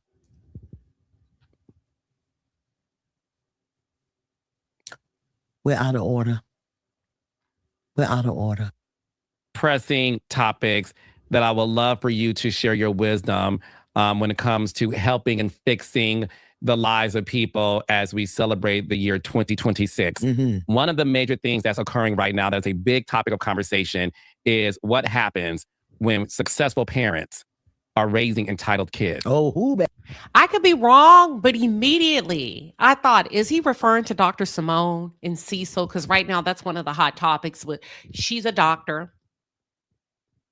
She's the primary breadwinner, but she's tired as a woman. And she feels like the men in her home are using her. Ooh, baby. Because the parents made it out the mud, Yeah. right? Became successful. And some parents believe that I struggled, so my kids do not. And they give their kids everything they want. And then they wake up one day and their child is 30 and he still lives at home, or you're still paying his bills and he's reliant or she's reliant on the parent. Talk to us about that, because it seems to be an epidemic that is happening strongly. Really? Oh, okay, really means she isn't aware of it. That means she doesn't see it that way, and that's fine. That's the good part about interviewing. But let's see what her take is. Our community? Oh, for sure, because there's this thing about, kids are saying like, you got it, I got it, and why should I struggle? And parents go like, I don't want my kids to struggle. And I think what's happening is, struggling to me growing up means like, you don't have food to eat. I told my sister, Carlos, you're gonna have to ask your question and then pause, because I'm gonna have to get through you to finally get to her answer. He's still going. Here we go. Struggling, and you are overcompensating for giving them everything because you feel. It's in Brooklyn, and my son had to go to work. He had to go pack groceries. I know kids don't do that anymore, but he had to pack groceries. He had to walk dogs. And I'll never forget, one of my neighbors' husbands rolled up on me one day because my son used to walk somebody's dog. And this particular time, he didn't clean up after the dog or whatever it was. So the other neighbor rolled up on me. Why do you have this boy out here working? And he's... And I said, well, first of all, sir, I am an unmarried woman, and you are a man. Send your wife to speak to me. what you're saying about your sister, the kids, and the thing, if we understood our culture, a lot of the things that we do as parents and as people, we would not do. We would not do. And as a part of our culture, everybody works to contribute to the family, the community. So those kids wouldn't be expecting their mothers to give or fathers to give them anything because their responsibility is to contribute more than the parents did. I did like that. I appreciated that response because in real time, what that says is we live in a world now where you got to get creative to make sure your kids are contributing. Well, how can they contribute? They play basketball, they play football. She runs track. She needs to sleep and da da da da. That's fine. They're on AAU. We paid thousands of dollars for him to be whatever. Okay, so let them know that's a sacrifice for you to pump out all that money. To and in return, here's probably what won't happen. So I like that small exchange. She kind of didn't answer the question. Carlos, I think you said a little too much. I'm not trying to overly critique you, but next time just answer the question without giving too much and just let her go. I cannot tell you the number of friends I have who grew up in Africa, South Africa, West Africa, and they come here and they go to school, and their greatest gift is to put a metal roof on their parents' home. Why you need a metal roof in Africa? You do not need a metal roof in Africa. But it's a sign of contribution to where you came from. So this whole thing about entitlement and about keeping our kids from suffering. Every parent wants to give their children what they didn't have. Every parent tries to keep their children from going through what they went through. But here's the thing that parents forget. Maybe what you went through, what they have to go through is what their soul needs to learn and to heal, you know? Mm-hmm. And so we have to be willing to call our children higher, not lift them higher, call them higher. Call them higher is, yes, I'll give you car fare to go to work. And when you get your first check, pay it back. Pay it back. Pay it back. I think that's good advice. Yeah. That's good. That's good stuff. She said maybe they need to go through what they need to go through in order to learn their lessons. That's why I don't interrupt people's lessons too hard. Will you get on the phone with him or her? No. Maybe that's their lesson. Maybe they need to learn in real time. And you're just a vessel. I did too. Now I want to get to the part where he asked her, Carlos, what's your issue with women earning a lot of money? Because it comes up a lot. And let's just listen. Here we go. To know that they can get up. Powerful. That's powerful. That's going to save lives. Okay, one more topic before I let you go, Ms. Manzan, is the other epidemic that's happening. What we know for sure is that Black women are the largest running entrepreneurs in the world, superseding their white counterparts. Because of that, they are surpassing the men in the wealth gap, the men that they're dating. What's occurring, lady, is there's a lot of Black women who make way more money than men, whether it's their husbands or men that they're dating. And what is occurring as of late. Let's be very specific. That doesn't just apply to Black women, but that also applies to gay Black men that date other men. Carlos, you yourself said that you enjoy taking care of the men that you date. And I'm not being shady. I'm not. So that's not just a problem that Black women are running into. It's also a problem that you're running into. However, you said you enjoy taking care. Let's go. Late. Can I tell you? Oh, yes. That they think that because they make the money that they get to run the show? Now that I don't agree with. He didn't even finish. He said, can I tell you? Let's go back.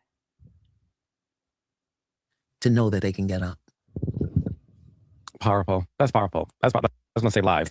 Okay, one more topic before I let you go, Ms. Manzan, is the other epidemic that's happening. What we know for sure is that Black women are the largest running entrepreneurs in the world, superseding their white counterparts.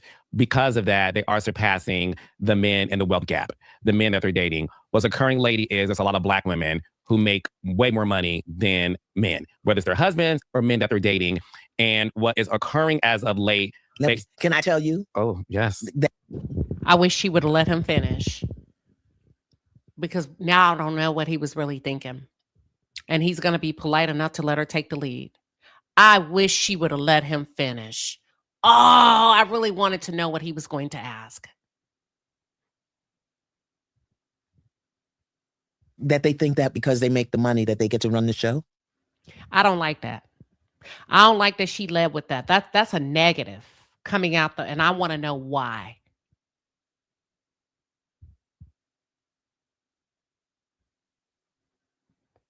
That's a negative perception immediately that you have of other Black women that make money, Iyanla, and I want to know why.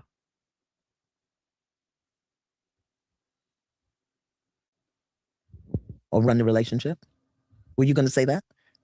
Let's talk about it. No, he was not going to say that. He was not going to say that, but he's kind enough to give you the rite of passage to let you take the lead. He said, let's talk about it. He can't afford to say that because he's surrounded by powerful, wealthy, intellectual, independent, entrepreneurial Black women. He can't afford to say it, so he would not have said that, or he risk his brand. Let's talk about it because one thing you said about the kids that I'm going to run home and tell my sister's child and my brother too is the fact that as a mother and father, you're raising your in this case your Black son. Raising somebody's husband and somebody's father. You are raising someone's husband and father, and for the Black women, you don't want to raise your son to be the man that you and your girlfriends talk shit about. That's right. Are y'all noticing what's happening in this conversation from both sides? Give me 1 second. You say, what was he going to say? She didn't let him finish. But it wasn't there. And let me tell you how I know. I hone in on the psychological and the behavioral traits of the Black experience. I know it wasn't that because typical human behavior is, she said, is that what you were going to say? He said, let's talk about it. That is a knee-jerk response. That was not a yes or no. So we know that was not. I can assume that was not. Most people go, oh my God, yes. How do you, oh my God, yes, we're on the same page. He didn't affirm her in a positive. That was not what he was going to say. He can't afford to say that. It goes against his brand and the women that he works with, the women that he runs, that he's socially connected to. She gave it a negative. They think they run a show. He can't say that. He can't even fix his lips to say that without there being a repercussion. Hold on. But if you listen to what they're saying, if you notice, they talk about building these Black men up as if children don't exist. When he talked about spoiling the child and these parents that are well-to-do, she talked about, well, my son gets to work. My son does this. Now they've shifted into a different, completely different conversation about Black women being entrepreneurs, highly educated, running circles around their white counterparts, and they shift the conversation back to how we can mold and coddle and take better care of these Black boys. Let's talk about it because one thing you said about the kids that I'm going to run home and tell my sister's child and my brother too is the fact that as a mother and father, you're raising your in this case your Black son. Raising somebody's husband and somebody's father. You are raising someone's husband and father, and for the Black women, you don't want to raise your son to be the man that you and your girlfriends talk shit about. That's right. That's right. Okay, That's excuse right. my language. I said shit first. Okay, you did. So I felt comfortable saying, there we go. Black women who are dating men that make less money than them, and there seems to be this dynamic that isn't working. Some women are saying the men are jealous of them. The men are saying you're emasculating me. Where? Oh, that's like, hold on, let me think. He says some of the women that are saying, let me play it again. I have to marinate in this. Father, and for the Black women, you don't want to raise your son to be the man that you and your girlfriends talk shit about. That's right. That's right. Okay, That's excuse right. my language. I said shit first. Okay, you did. So I felt comfortable. There we go.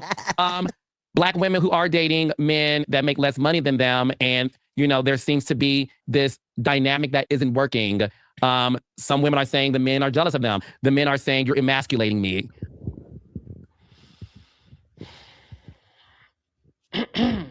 I may hold my peace on this one.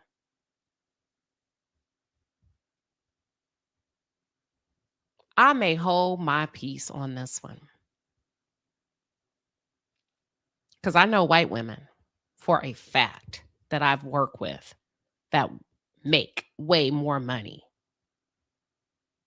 than some of their husbands. And they're C-suite employees.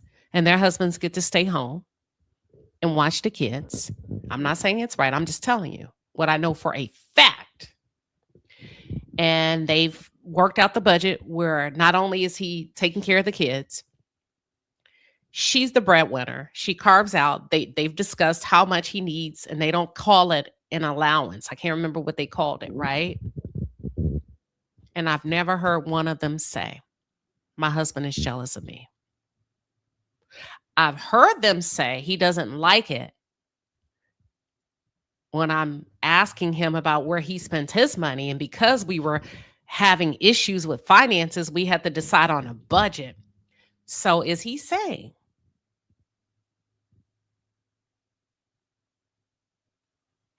that black men are jealous of black women?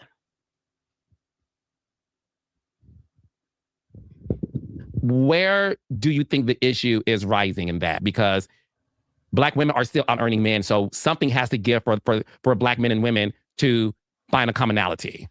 In the words of the late, great El Hajj Malik Shabazz, also known as Malcolm X, we've been tricked,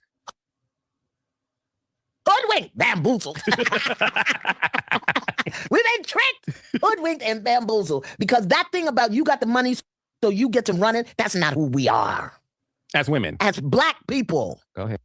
But see, Carlos never said black women were trying to run it. And that's why I'm confused why she's leading with this type of narrative when he just said black women are outperforming, out-earning even their counterparts. They're not their counterparts. Yeah. And they're white peer groups at an alarming level, and this includes black men. How did it go into a negative that she won't even affirm the fact that they're great earners? You're wonderful entrepreneurs. This is when I started looking sideways. It immediately went to a negative of how they're coming into these relationships.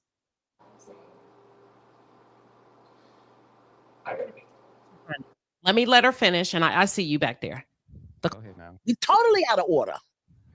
That's not who we are. Because your great-great-great-grandmother may have worked in the kitchen or in the big house, so she could put some biscuits or cotton or sugar down in her apron to bring it home to feed hubby and the kids. You know? Mm-hmm. Or he may have been out and she may have been out in the field and would share the cotton she picked or the beans that she picked so that everybody could get paid. My point is that we have embraced a culture that has nothing to do with who we are as a people and how we measure our value and our worth nowadays. It has nothing to do with who we are. So yeah, in a male-dominated society where men get to oppress women because they make the money and she stay home barefoot and pregnant, that don't have nothing to do with us because we was barefoot and pregnant in Africa and happy to have that baby. But we're not in Africa. Thank you.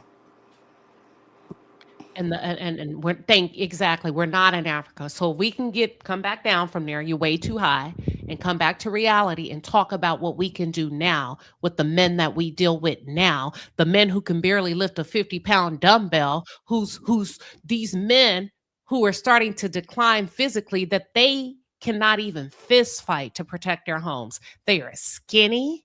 Most of them, if you start looking at the physique of the black males, you're lucky if some of them, if you get over $150, they're skinny. They can wear skinny jeans. They're not moving. They're consuming junk food. Listen, I can pause there. We could. The aesthetics is declining because they're not doing a lot of them. Hey, don't just go out to the malls. Not your husband, not from your generation, but look at what we're producing. They can get their ass toe up and beat by almost anybody now. They can't fight. They grab weapons. They listen. We're not talking about the woman yet. We're talking about the men. And she said, we're out of order. We are out of order. But whose fault is that? Is not the woman's fault. And go out there, work the fields and do the thing and bring up money home to the community. Yeah. Okay? Mm-hmm. But you barefoot and pregnant, you less than me. It's going on. And I'm going to say this and I'll probably get hate mail. Just no death threats because I have to raise my great-grandson. Don't kill me. You can hate me. You don't have to kill me. What those women are doing, or people, let me not say women, what those people are doing with that, I have the money, I run the roost, you do what I say. Tell me how that's different than the leadership of this country right now.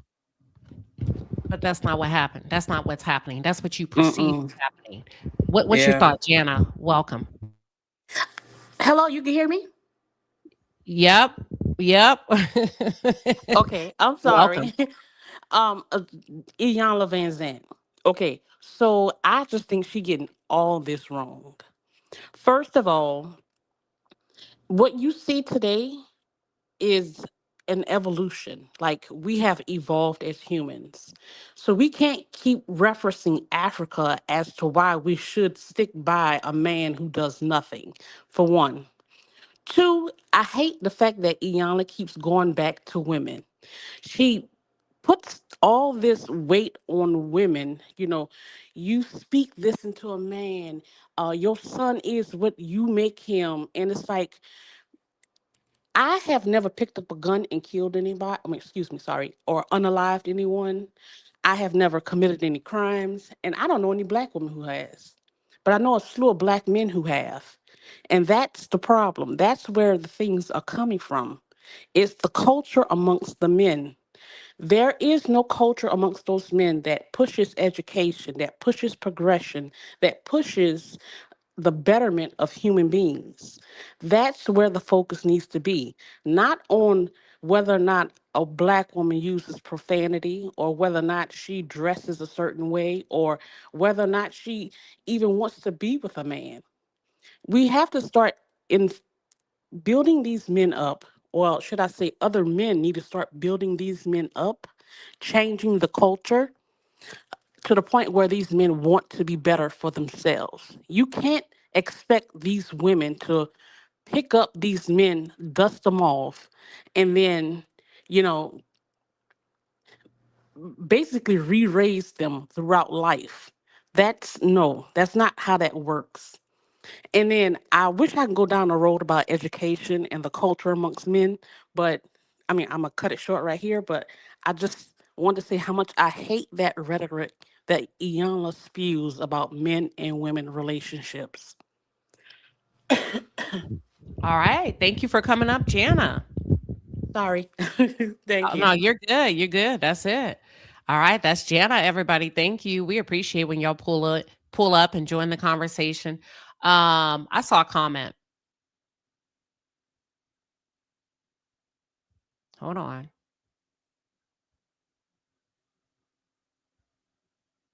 Okay. I think this was it. She didn't blame them fully, but she shifted the blame. She did. She made them the focal point. And I think it's not fair. Because you have to be see communication is an art. It's not so she can say what she wants to say. And when you shift the blame, right?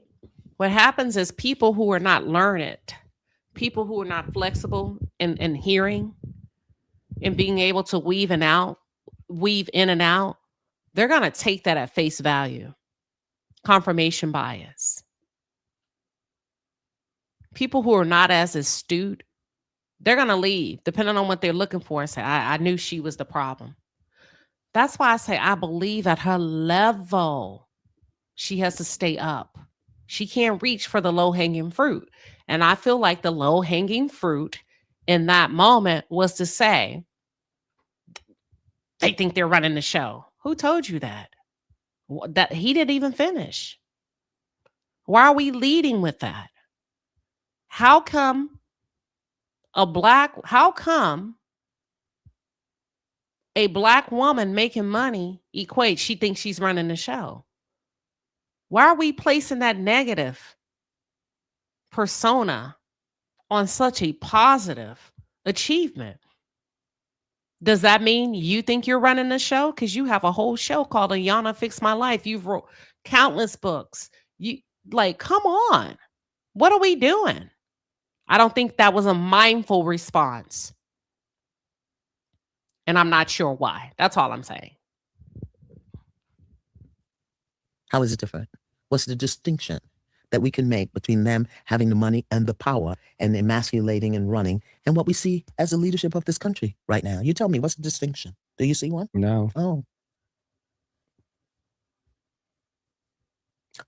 We're out of order. I didn't like that answer.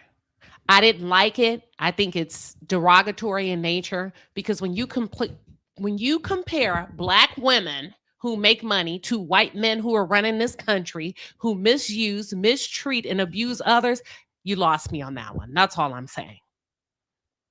You lost me on that one. Maybe somebody else can come and make it make sense for me. That was a reach, Iyanla.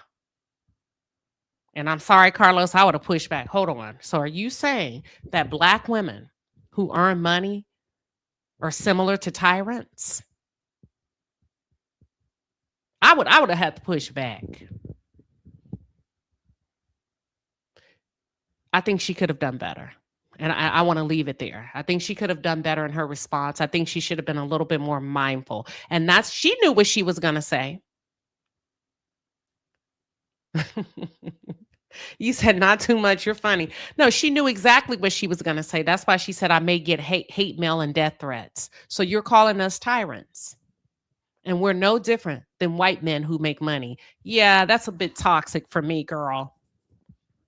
But I don't even know where that correlation in that example. Y'all go back and listen. Just listen. That was irresponsible. Probably not. He's just going along. Hell, half the time men don't have enough capacity to be able to listen to all of that. That's it. That part of the conversation I didn't like. My ear is trained. I love listening. That was a horrible example. That was a horrible comparison. But she knew it. That's why she said, don't kill me. You can hate me, but don't kill me. You're not going to like what I'm about to say. And she proceeded to say it. Let's finish. We're out of order. I'll never forget. And this was when I was, really at the height of my publishing career. Brother asked me out on a date and he didn't have a car. And I said, okay, how are we going to go? He said, I don't know. I said, well, do you like the bus? So I went out with a brother on bus. And you solutioned for him. When he asked, you should have let him figure it out. So you solutioned for a man who was vetting you for your time. How are we going to go? He said, I don't know. You could have said, call me when you figure it out. I tell you what, I would love to go. Call me. But you solutioned. And it's no different than a little boy who throws a fit when he's 2 or 3 and he wants a toy that the little girl's playing with, and you say, give it to him.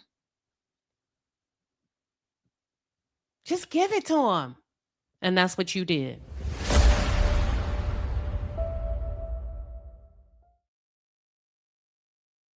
That's all I'm saying. So now, because you rode the bus, low level thinking, and I'm glad you are where you are, Iyanla, but it's time for you to fix your life. We got to ride the bus. Now that you've lowered yourself and sacrificed to make a man feel better, and you've gotten in and problem solved for him and done the equation and figured out that the answer for him, we should do the same. And now, just because black women, according to you, are making money at an astronomical rate, That means she thinks she wants to run the show. I surely did.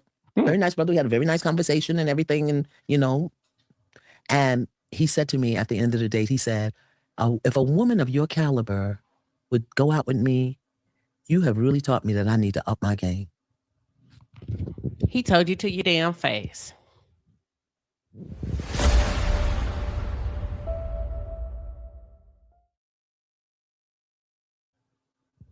You shouldn't have even entertained him. Come on now. It don't matter how old she was. He knew that she was out of his league, but she didn't know her worth. He had to look at her and say, damn, a woman of your caliber would really put up with this crap? I need to up my game. He gave you nothing. Nothing. And you got your butt on that bus. He said, I'm forever indebted to you. He said, I cannot believe that a woman of your caliber went out to me with me on the bus. Girl, that is not a compliment, Iyanla. He wasn't a user. She just didn't have a standard. He didn't use it. He just asked her, I would like to go out with you. She said, do you have a car? Nope. How we're going to get there? I don't know. And she figured it out.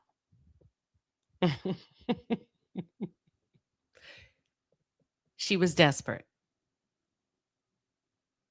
And she got her butt on that bus. I said, you know what? It was an authentic date. I'd rather go out with you on the bus than to have you rent a car that you got to turn in, Girl. 2 weeks later. Yeah. Girl, I'm finna go. I'm not finna do this with you. I'm not finna do this with you. Welcome, Deborah. What are your thoughts? Hey, Queen, how you doing? And Chad. I'm just coming in, and I've already had enough, but I am going to go back and listen to the interview. It seems to me that Iyanla reminds me of somebody stuck in the 50s, 60s, 70s kind of struggle love era. Build a man, get him out the mud, lower yourself so he can feel big because it's hard out there in the world. And I'm really sick of that. Just to be honest, like I'm tired of that, and I really feel like it's okay for Black women to be successful and not have to worry about making the man feel small, because it's on him to make himself feel better and get his esteem up. That's between him and God. You can help where you can, but it just seems to me like that comment she made about being like the current resident of the White House, I don't like that at all. To me, that is an insult, because just because women are showing confidence and not willing to, take a lot of crap or stuff like that, or speaking up for themselves, I don't think it's anything wrong with that. Yeah, and I'm gonna be honest. I'm disappointed in her. I hadn't even considered that she was this way until this interview. I don't know. I watched all those Iyanla, you know what I'm saying, the Fix My Life series, and I thought she was giving great advice, and she was in some points. But I'm really starting to think, what does she really think about us? Like Black women are the ones that have to just do the struggle of. Like I'm very confused, and I think she owes us an explanation. I do. I would love to see you interview her, because she would never have gotten away with that comment without you, making her elaborate on what she was actually meaning or trying to say, or was that what she really thinks? Like I'm not sure, but I'm highly disappointed in her in this interview. And I think Carlos did not push back enough or go deep enough. I don't think he may be a good interviewer for people like just entertainment, celebrities and stuff like that reality stuff. But I don't know that he's good for this kind of interview for a person who's a deep thinker like her. I don't think he was the best person to interview her. And that's just my point. My opinion. But anyway, thanks for letting me come out. I'm going to drop back down. All right. That's fair. That's That's Deborah. Excellent points. Give me 1 second. Live well. Give me 1 second. Give me 1 second. I got to let my dog in, and you're up next.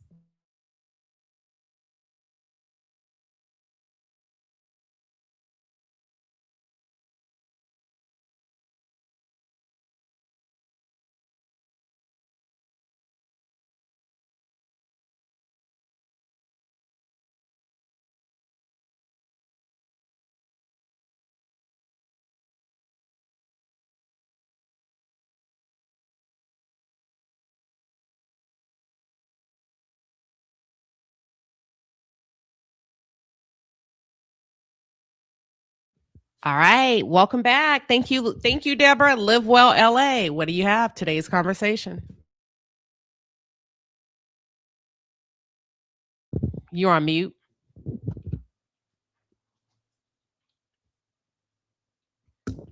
Live well, LA. Mic check 1 2 3. Mic check 1 2 3. Live well, LA. You are on mute. You've got to unmute your mic. In 5, 4, 3, 2, 1. I'm gonna take you down, bring you back up, try to do another mic check. Live well, LA.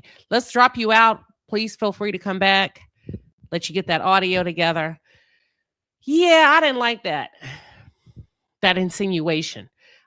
She's too high functioning to put out an example of women, Black women being tyrants that are high earners. That's very socially irresponsible. It's professionally irresponsible. And it sows into a negative stereotype that can hamper the well-being of Black women, not just in these conversations, but in corporate America and other places that we go. Live well, LA. Welcome. Hi, can you hear me okay? Yes, we can hear you now. Okay, perfect. So this Iyanla conversation is so good to me, Queen Sheba. I'm so glad you talked about it because it all ties together for me, this overarching theme of how Black women are supposed to suffer. And it relates to me, Iyanla talking about Black women having violent mouths. I think that terminology was so strategic, using words like violence. And then she is the type of woman who never addresses male behavior. So if you get men who don't earn enough and then they don't have the emotional intelligence to support you in a relationship, and then they're not kind and they're not generous around the house, they don't pick up other household chores, they don't ease your life, and then still don't make money, but we don't have conversations like that. I don't understand why women like Iyanla aren't having conversations with the men who find her also so influential and tell them how to have better career paths or how to get off the couch. This is also interesting because just yesterday I saw an article in Newsweek about this trend, and it's being studied, of the couch sons. And it reminds me of Simone and Michael, these sons who have no ambition. This is who Iyanla raised. This is who Simone is raising. And this is the man, and the end result is like this Ryan Davis guy who was on Shannon Sharp's show. The end result is Shannon Sharp. These are the men that we're encountering in the single dating arena who despise Black women, who don't want to see them with luxuries. Even like Ryan Davis said, he doesn't want his 10-year-old daughter. What does a 10-year-old want, Queen Sheba? An iPad? These are the men that we're encountering. And they don't like women because people like Iyanla tell them Black women are violent when they talk. Yeah, they earn a lot. Yeah, they've gotten their degree. Yeah, they have a great career path. But they're just so nasty when they talk, and they need to humble themselves when they meet men who don't earn as much. You tell women who are beautiful and accomplished like Emily K. Williams to hop on the bus with or to date the bus driver. And then you get these please. I could go on and on and on. I could go on and on. But that's what you get these men from the families of Iyanlas. And that's who's out here now. That's an excellent point. I know what conversation you're talking about with Ryan Davis, how he literally, to me, He literally socially crucified his 10-year-old daughter for asking with for pictures and all. Imagine being in middle school. These kids have phones. fifth These grade. kids are on Fifth grade. TikTok. Is that middle school? Fifth grade is going into, yeah, because sixth is in middle school right now. Mm-hmm. So these kids have phones. They have TikToks. They know who family members are. And then to put her picture out there, and the mother has confirmed Horrible. just yesterday she saw the little girl has seen the conversation.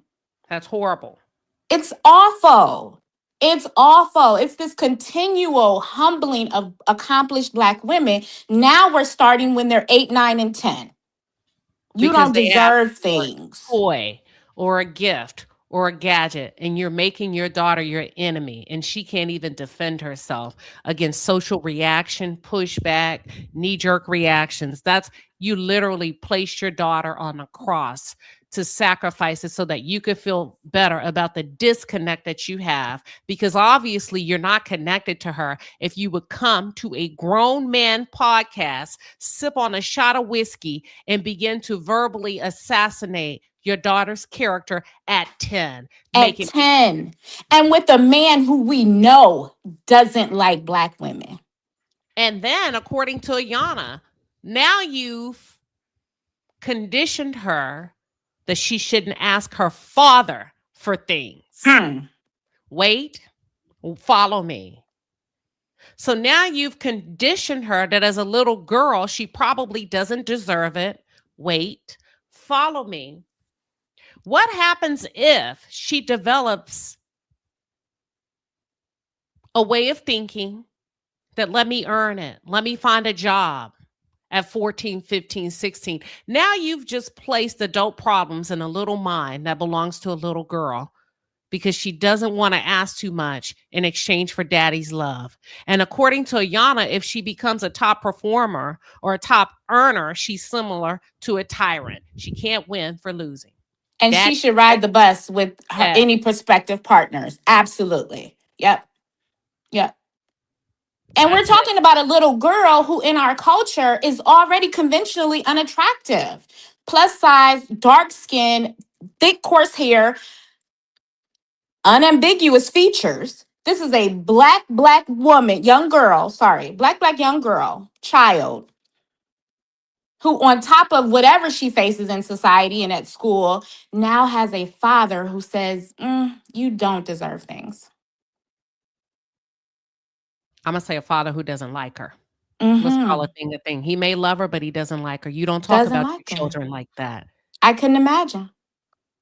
You may say, I had to teach my son, man, hey, son, you got to go mow the lawn if you want that. Hey, son, I had to teach him the power of reciprocity and exchange in the world as I prepare him for a man, because men are typically expected to pay the way.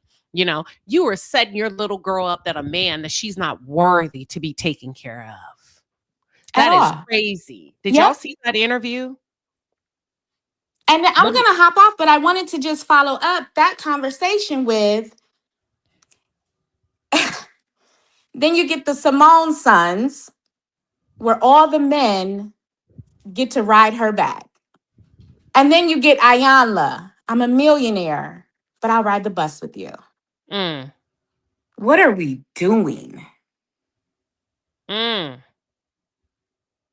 What are we doing? And I'm not saying anybody has any privilege above anybody else, because I don't see, the conventionally light, bright, beautiful, good hair, quote unquote, good hair, good skin, whatever, women getting a better version of the men. But to see this so often continually happening with our brown skinned Black women. It's so tough. And then Carlos to not be an ally at all and say, all the 40-year-old women I know, they wish they had kids. They should have submitted to men 20 years ago. That's what? crazy. He's talking about Quad. He's taking shots underneath the He's rug. talking about Quad. He's talking about Claudia Jordan, his good girlfriend. And he was talking about Simone. Yeah, these are also men who's in direct competition with you for the same man that they described that we are emasculating. Oh, let me tell you something I noticed with the men. They're going to lean into patriarchy no matter their preference of sexual encounter. or They're orient. gonna lean into patriarchy no matter what. Yes. Don't I say that all the time on the Hmm. channel, that I don't think the women understand that there is a guide code in spite of your race, your orientation, your Yep. age, your tax Hello. bracket. It is an unspoken rule, which is why they do so well in games, in sports, camaraderie, boardroom meetings. You remember the one that Donald Trump had called The Apprentice? Hmm. There was a lot of men that won the game. It took a while before we could start getting women to win, but it wasn't They'll until be the men on Apprentice would be on opposite teams and still fighting for each other over yes, the women. yes. Absolutely. Watch this. Absolutely. Look at Traders, how the men come together to Mm. get some of the Hmm. women out that are free thinkers, forward thinkers, creative, innovators, strategists. They don't like it, right? Some of them, right? And then Big Brother. The girls always try to form an alliance just to go back and run and tell the boys what's happening. Hmm. I want to play that interview. I would love to watch you play that interview. Okay, let me play it real quick. I'm gonna speed it up. Here we go. And you can always go to this is the clip she's talking about. We're taking a turn, y'all. Lean with us. Let's go. We're on a motorcycle. You got to lean with me. We're going right. Okay. This conversation. Hey, Facebook, are y'all still hanging in there with us? All right. This is Ryan. What's Ryan Davis, right? It is, yes. All right. He talks about his daughter. Here we go. It is tough. Then you're both young. Yeah, You it's both so want- tough. And you both want to be right. Yeah, That's the hardest part. it's a lot harder to be more right than them. Because you don't realize you tugging, but you're not pulling at each other. You're pulling at the child. Yeah, And that was the hardest thing. But Let me hold on. Shannon Sharp, Ryan Davis interview. Give me 1 second. I need to get straight to it. I don't want all the fluff. Hold on. If you can just bear with me really quick, everybody. Let me pull it up. Therefore, I can summarize the video and go straight to the clip. I was trying. went to go see Tracy Morgan. A couple of people on his team recognized who I was, and then This is a dangerous man to me. Not physically dangerous, but just his ideology towards his own offspring. I would be afraid to be in relation with him if this is the way you feel about your 10-year-old daughter. Sorry, not sorry. Hold on. Here we go. Here we go.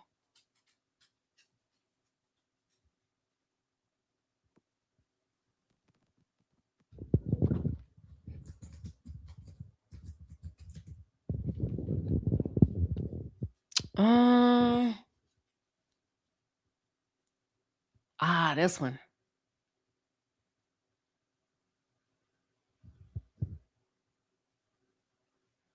Hold on. This one talks about his beef with Kevin Durant, but it really doesn't highlight unless Shannon trimmed it out. Oh my God. Oh my God. it's so tough. early on it is tough. Then you're both young. Yeah, You it's both want- so tough. And you both want to be right. Yeah, That's the Do you think they scrub the hardest part. internet? it's a lot harder to be more right than them. Oh. Hold on. Here we go. I got it. So let me ask you this: Did you sit down and have a conversation? How did you come to the realization that it was, yes, this is my child, but my child only wants to be around me because of what the access that she has to things, perfume, jewelry, clothes, makeup, We're talking about a 10-year-old. Let's go. whatever the case may be. It's heartbreaking. It's heartbreaking because it's like it's heartbreaking because it's like my daughter saved my life. I'm not a very motivated person. And when we went and got that ultrasound and they said it's a girl, I knew I couldn't be a mediocre man anymore because it would affect how she viewed men in general. And then she'd have been okay with that. And she would be okay with a mediocre man. And I worked harder than I ever worked in my life because of her. Like, she's my reason. And then for my reason, and she was a daddy's girl, big time. Oh, big time. That's my oldest. Yeah, she's my oldest. Yeah. Yeah. And to watch that daddy's girl go from, I just want to be around him, I just want to touch him, I just want to sleep on him, be cuddled up to him, to Hey, if you ain't buying me nothing, I really ain't trying to go. That's sad because she grows.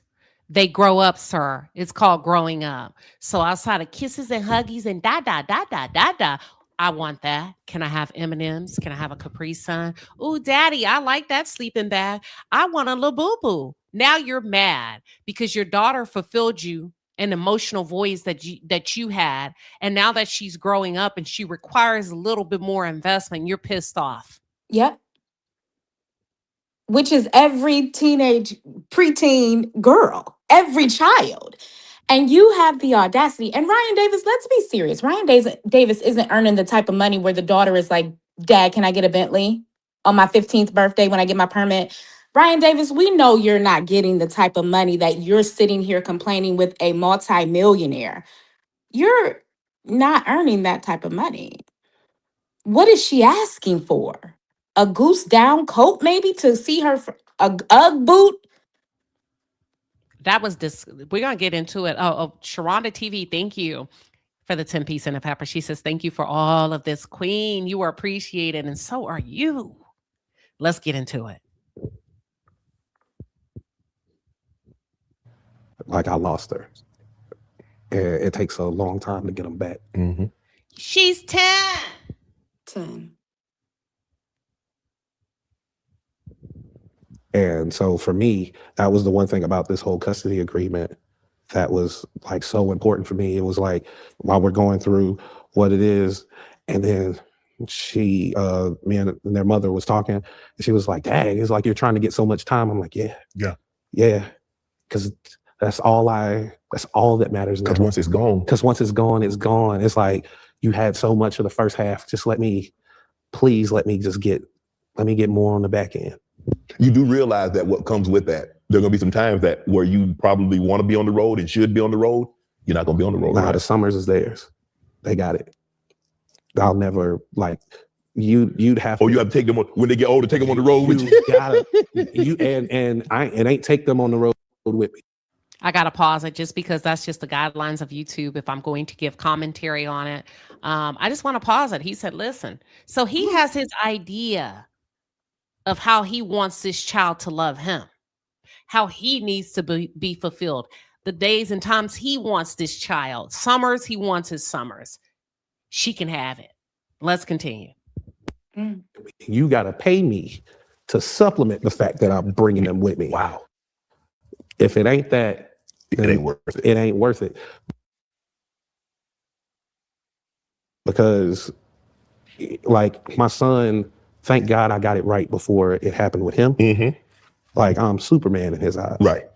Like, do y'all not see what's happening on a spiritual level between the war, the silent war, the crisis? I didn't know we were going to talk about him. I just saw a snippet of him not being happy with his 10-year-old daughter. I didn't know he was going to say anything about how he got it right with his son, but it's so wrong with his daughter. And now it's his daughter's fault for wanting nice things or asking for a toy here or there. Do you not see the spiritual war that's being inflicted on gender? Is this not, to me, it feels like dating. Does this not seem like red pill, like asking your 10-year-old, what do you bring to the table? What are you going to do for me? How are you going to, what makes you a good daughter? Like, it just feels like red pill dating kind of, I don't know. I don't know. Let's see. Let me see what he says. Okay.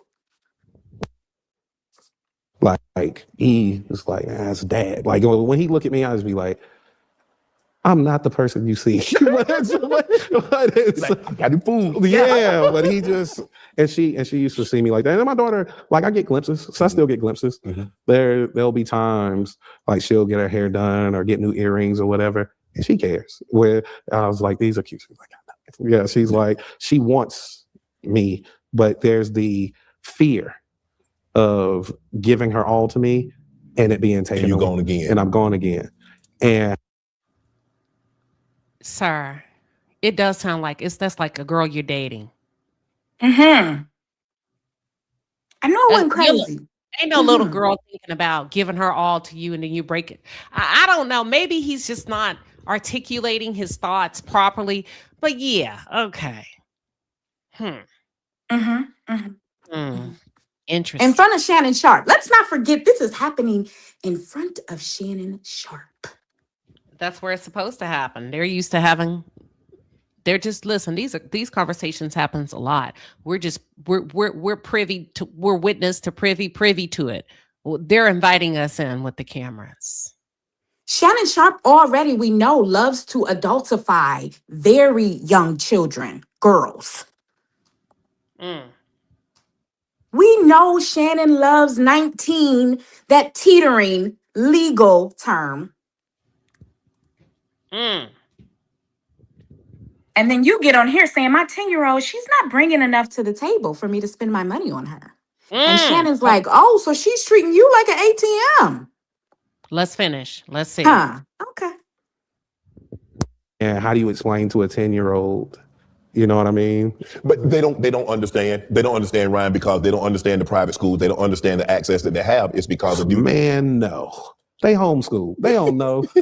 Ain't none of your peers homeschooled. Ain't none of your peers like Have the access to things that you have. It's because. Do you know you live in a house with a parent that ain't never got to worry about nothing? Nothing. You know how many people get raised like that? Not many. Not many. Not many. Nope. They don't. But it's not for them to get. Right. You got to meet them where they are. It's just That's like. So you got to get on the child's level. You got to get on the child's level. It ain't the time to pat yourself on the back. Right. So I can assume you're not nurturing, you're not nourishing, you're not affirming. That's it. That's all. Nessa. Welcome, Nessa. What are your thoughts? Hey, Queen Sheba.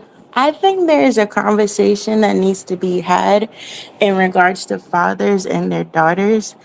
And the same way we say mothers treat their sons like they're their husbands, I think fathers at times see their daughters as their girlfriends or as their wives in a way, because I've experienced it myself where the father, if he finds out that his daughter is dating a guy or whatever the case is that he doesn't think is appropriate, he all of a sudden starts treating her differently or making her feel like what she's doing is bad or she's a bad person for what she's doing.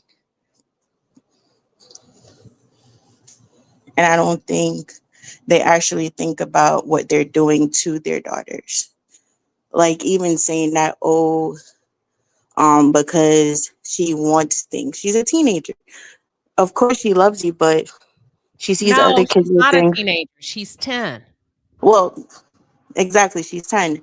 Everything they see on the TV they want, or they see their friends with it. They also want to experience things like that. There's nothing wrong with that. All But he's right. trying to make it seem like she's trying to manipulate him, which doesn't really make sense. She's a kid. Yeah, I don't like that. He's putting her in a place of a Jezebel. Yeah. To It's be like, honest, Jezebel has a y'all. We're using the right terminology. It may be uncomfortable, but we have these conversations. If he can get his grown ass up there as a father and annihilate his young daughter and present her as a one, you basically didn't protect her as a child right now. You're presenting her as if she's this mhm. chick that's trying to get all she can get, which is how Yes, most right. men describe groupies. It's like somebody he's dating or someone that's trying to get something from him. This is your child. You are supposed to be providing.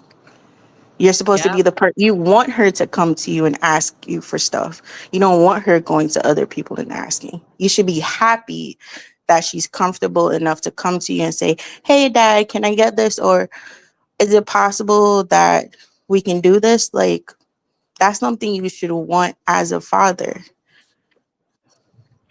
And we need to talk about the way that this will allow him to, in the very near future, make an excuse for why he no longer sends child support, why Yes. he's no longer paying for her. This will be the reason he'll be able to tell his mother, who was probably like Iyanla, he'll be able to tell his homies, man, she just kept asking. You remember I told y'all last year she kept asking. I ain't Yeah. sending her nothing. She don't appreciate nothing. He's working his way up to an excuse of why he Yeah. doesn't have to support her for the next decade and a half. He thinks because he sends child support, he shouldn't have to do extra. If But he the Oh no, even child no, sends he support didn't child is say no, support. he didn't say that. He says she asked for too much. He didn't We say don't know anything about child support that's child actually support. going into Yeah, their he didn't home. say that. He doesn't like No. that she's asking him as her father to buy her toys and things like that. He's going to eventually pull out altogether and be able to run with the excuse that she didn't like me. She only wanted my money.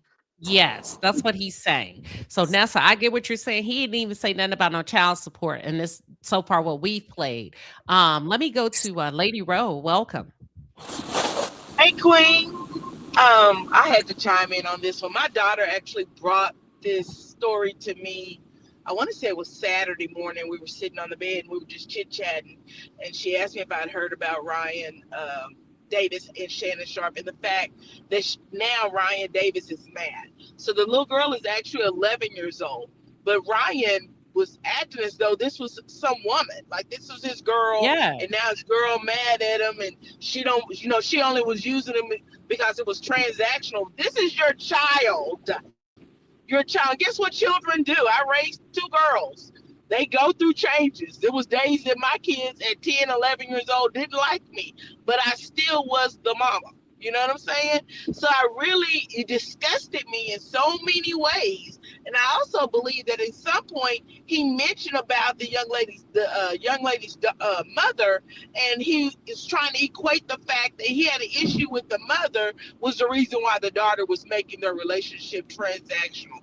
And at 11 years old, all they want to go to is 5 and below, get some candy, get some shoes that their friends have, talk on a cell phone, or chit chat, watch TikTok, and Google, chat with their friends on text messages. It really disgusted me when I watched it, and I had contemplated on even making content out of it. But I was just so upset because I'm thinking, how do you do a kid like this, especially 11-year-old? I think that Ryan Davis needs to be examined mentally. That's all I got to say. I'm Well, working. I just had to step in and say something. Well, thank you for coming. Sorry, thank you for coming up. We appreciate you. I think you should do content on it. Roll it out this Saturday and whenever you have your Saturday discussions. I think it'll be interesting to clip it up and see what people have to say. But here's the killer part. You're mad at a 10, 11-year-old girl for asking for stuff when our dogs beg us for food when we're eating. What the dog doing? Oh my God, exactly. Exactly. You go get a bag of chips. You're like, oh, here we go. No, you're not getting. Who gets mad at a child when when dogs beg for And your snacks? seed. This is your seed. Your seed. God dog. Did I make a point? Oh yeah, you made a valid point. Very valid. Queen, okay, Julie Lynn, thank you for the 10 piece. She says, Queen, I knew I should have caught the replay because I'm not getting it. The ish done this afternoon. Messing with you. You're on a roll. Listen, your dogs beg when you eat. And And you based on what he's saying, Queen, I'm not seeing this as a man that's paying thousands for piano lessons and tennis lessons. These children are being homeschooled. So I mean, thank what money is he coming out of that he can't buy what a 10-year-old is asking for? None. He said he's a non-committal person. He started it off. I'm a Yes. So he doesn't want the attachment of give and take. I'm going to take what I need when you were young and cute and fluffy and kissy. And I love what you poured into me. And it made me feel good as a father. But now that you require something, he said he's non-committal. He said he's not the type. He's not the marrying type. Then stop producing children that you have to take care of. That's going to piss you off when they ask for something. That's it. Go get a vasectomy.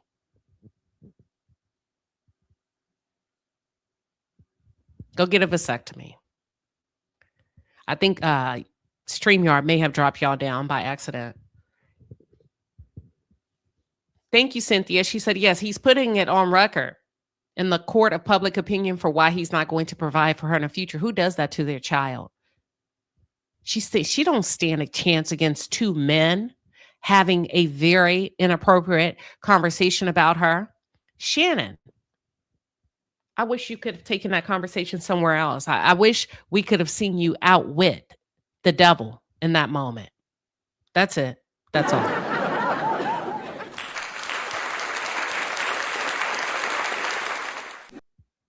But yeah, that's it, y'all. So that's all we got today. Thank you, everybody. I did not think this was going to be a 2.5 hour conversation. I'm about to go eat. Okay. I thought we were going to be 35 minutes and out of here. I got a live show coming up. I think I'm going to push it back to like 4:35 just to give a couple of hours. It's beyond cheap. You said cheap ass father, his daughter. He's not cheap. He's disconnected and he's using his money as a weapon to disconnect. That's it. That's all. Y'all, it was a hell of a conversation today. We started strong with Iyanla Vanzant. We worked our way into Ryan Davis and Shannon Sharp. You understand the assignment. That's what it is. Thank you, Twitter. Thank you, YouTube. And thank you, Facebook, for pulling up. We will see y'all shortly. Next up, the Real Housewives of Potomac.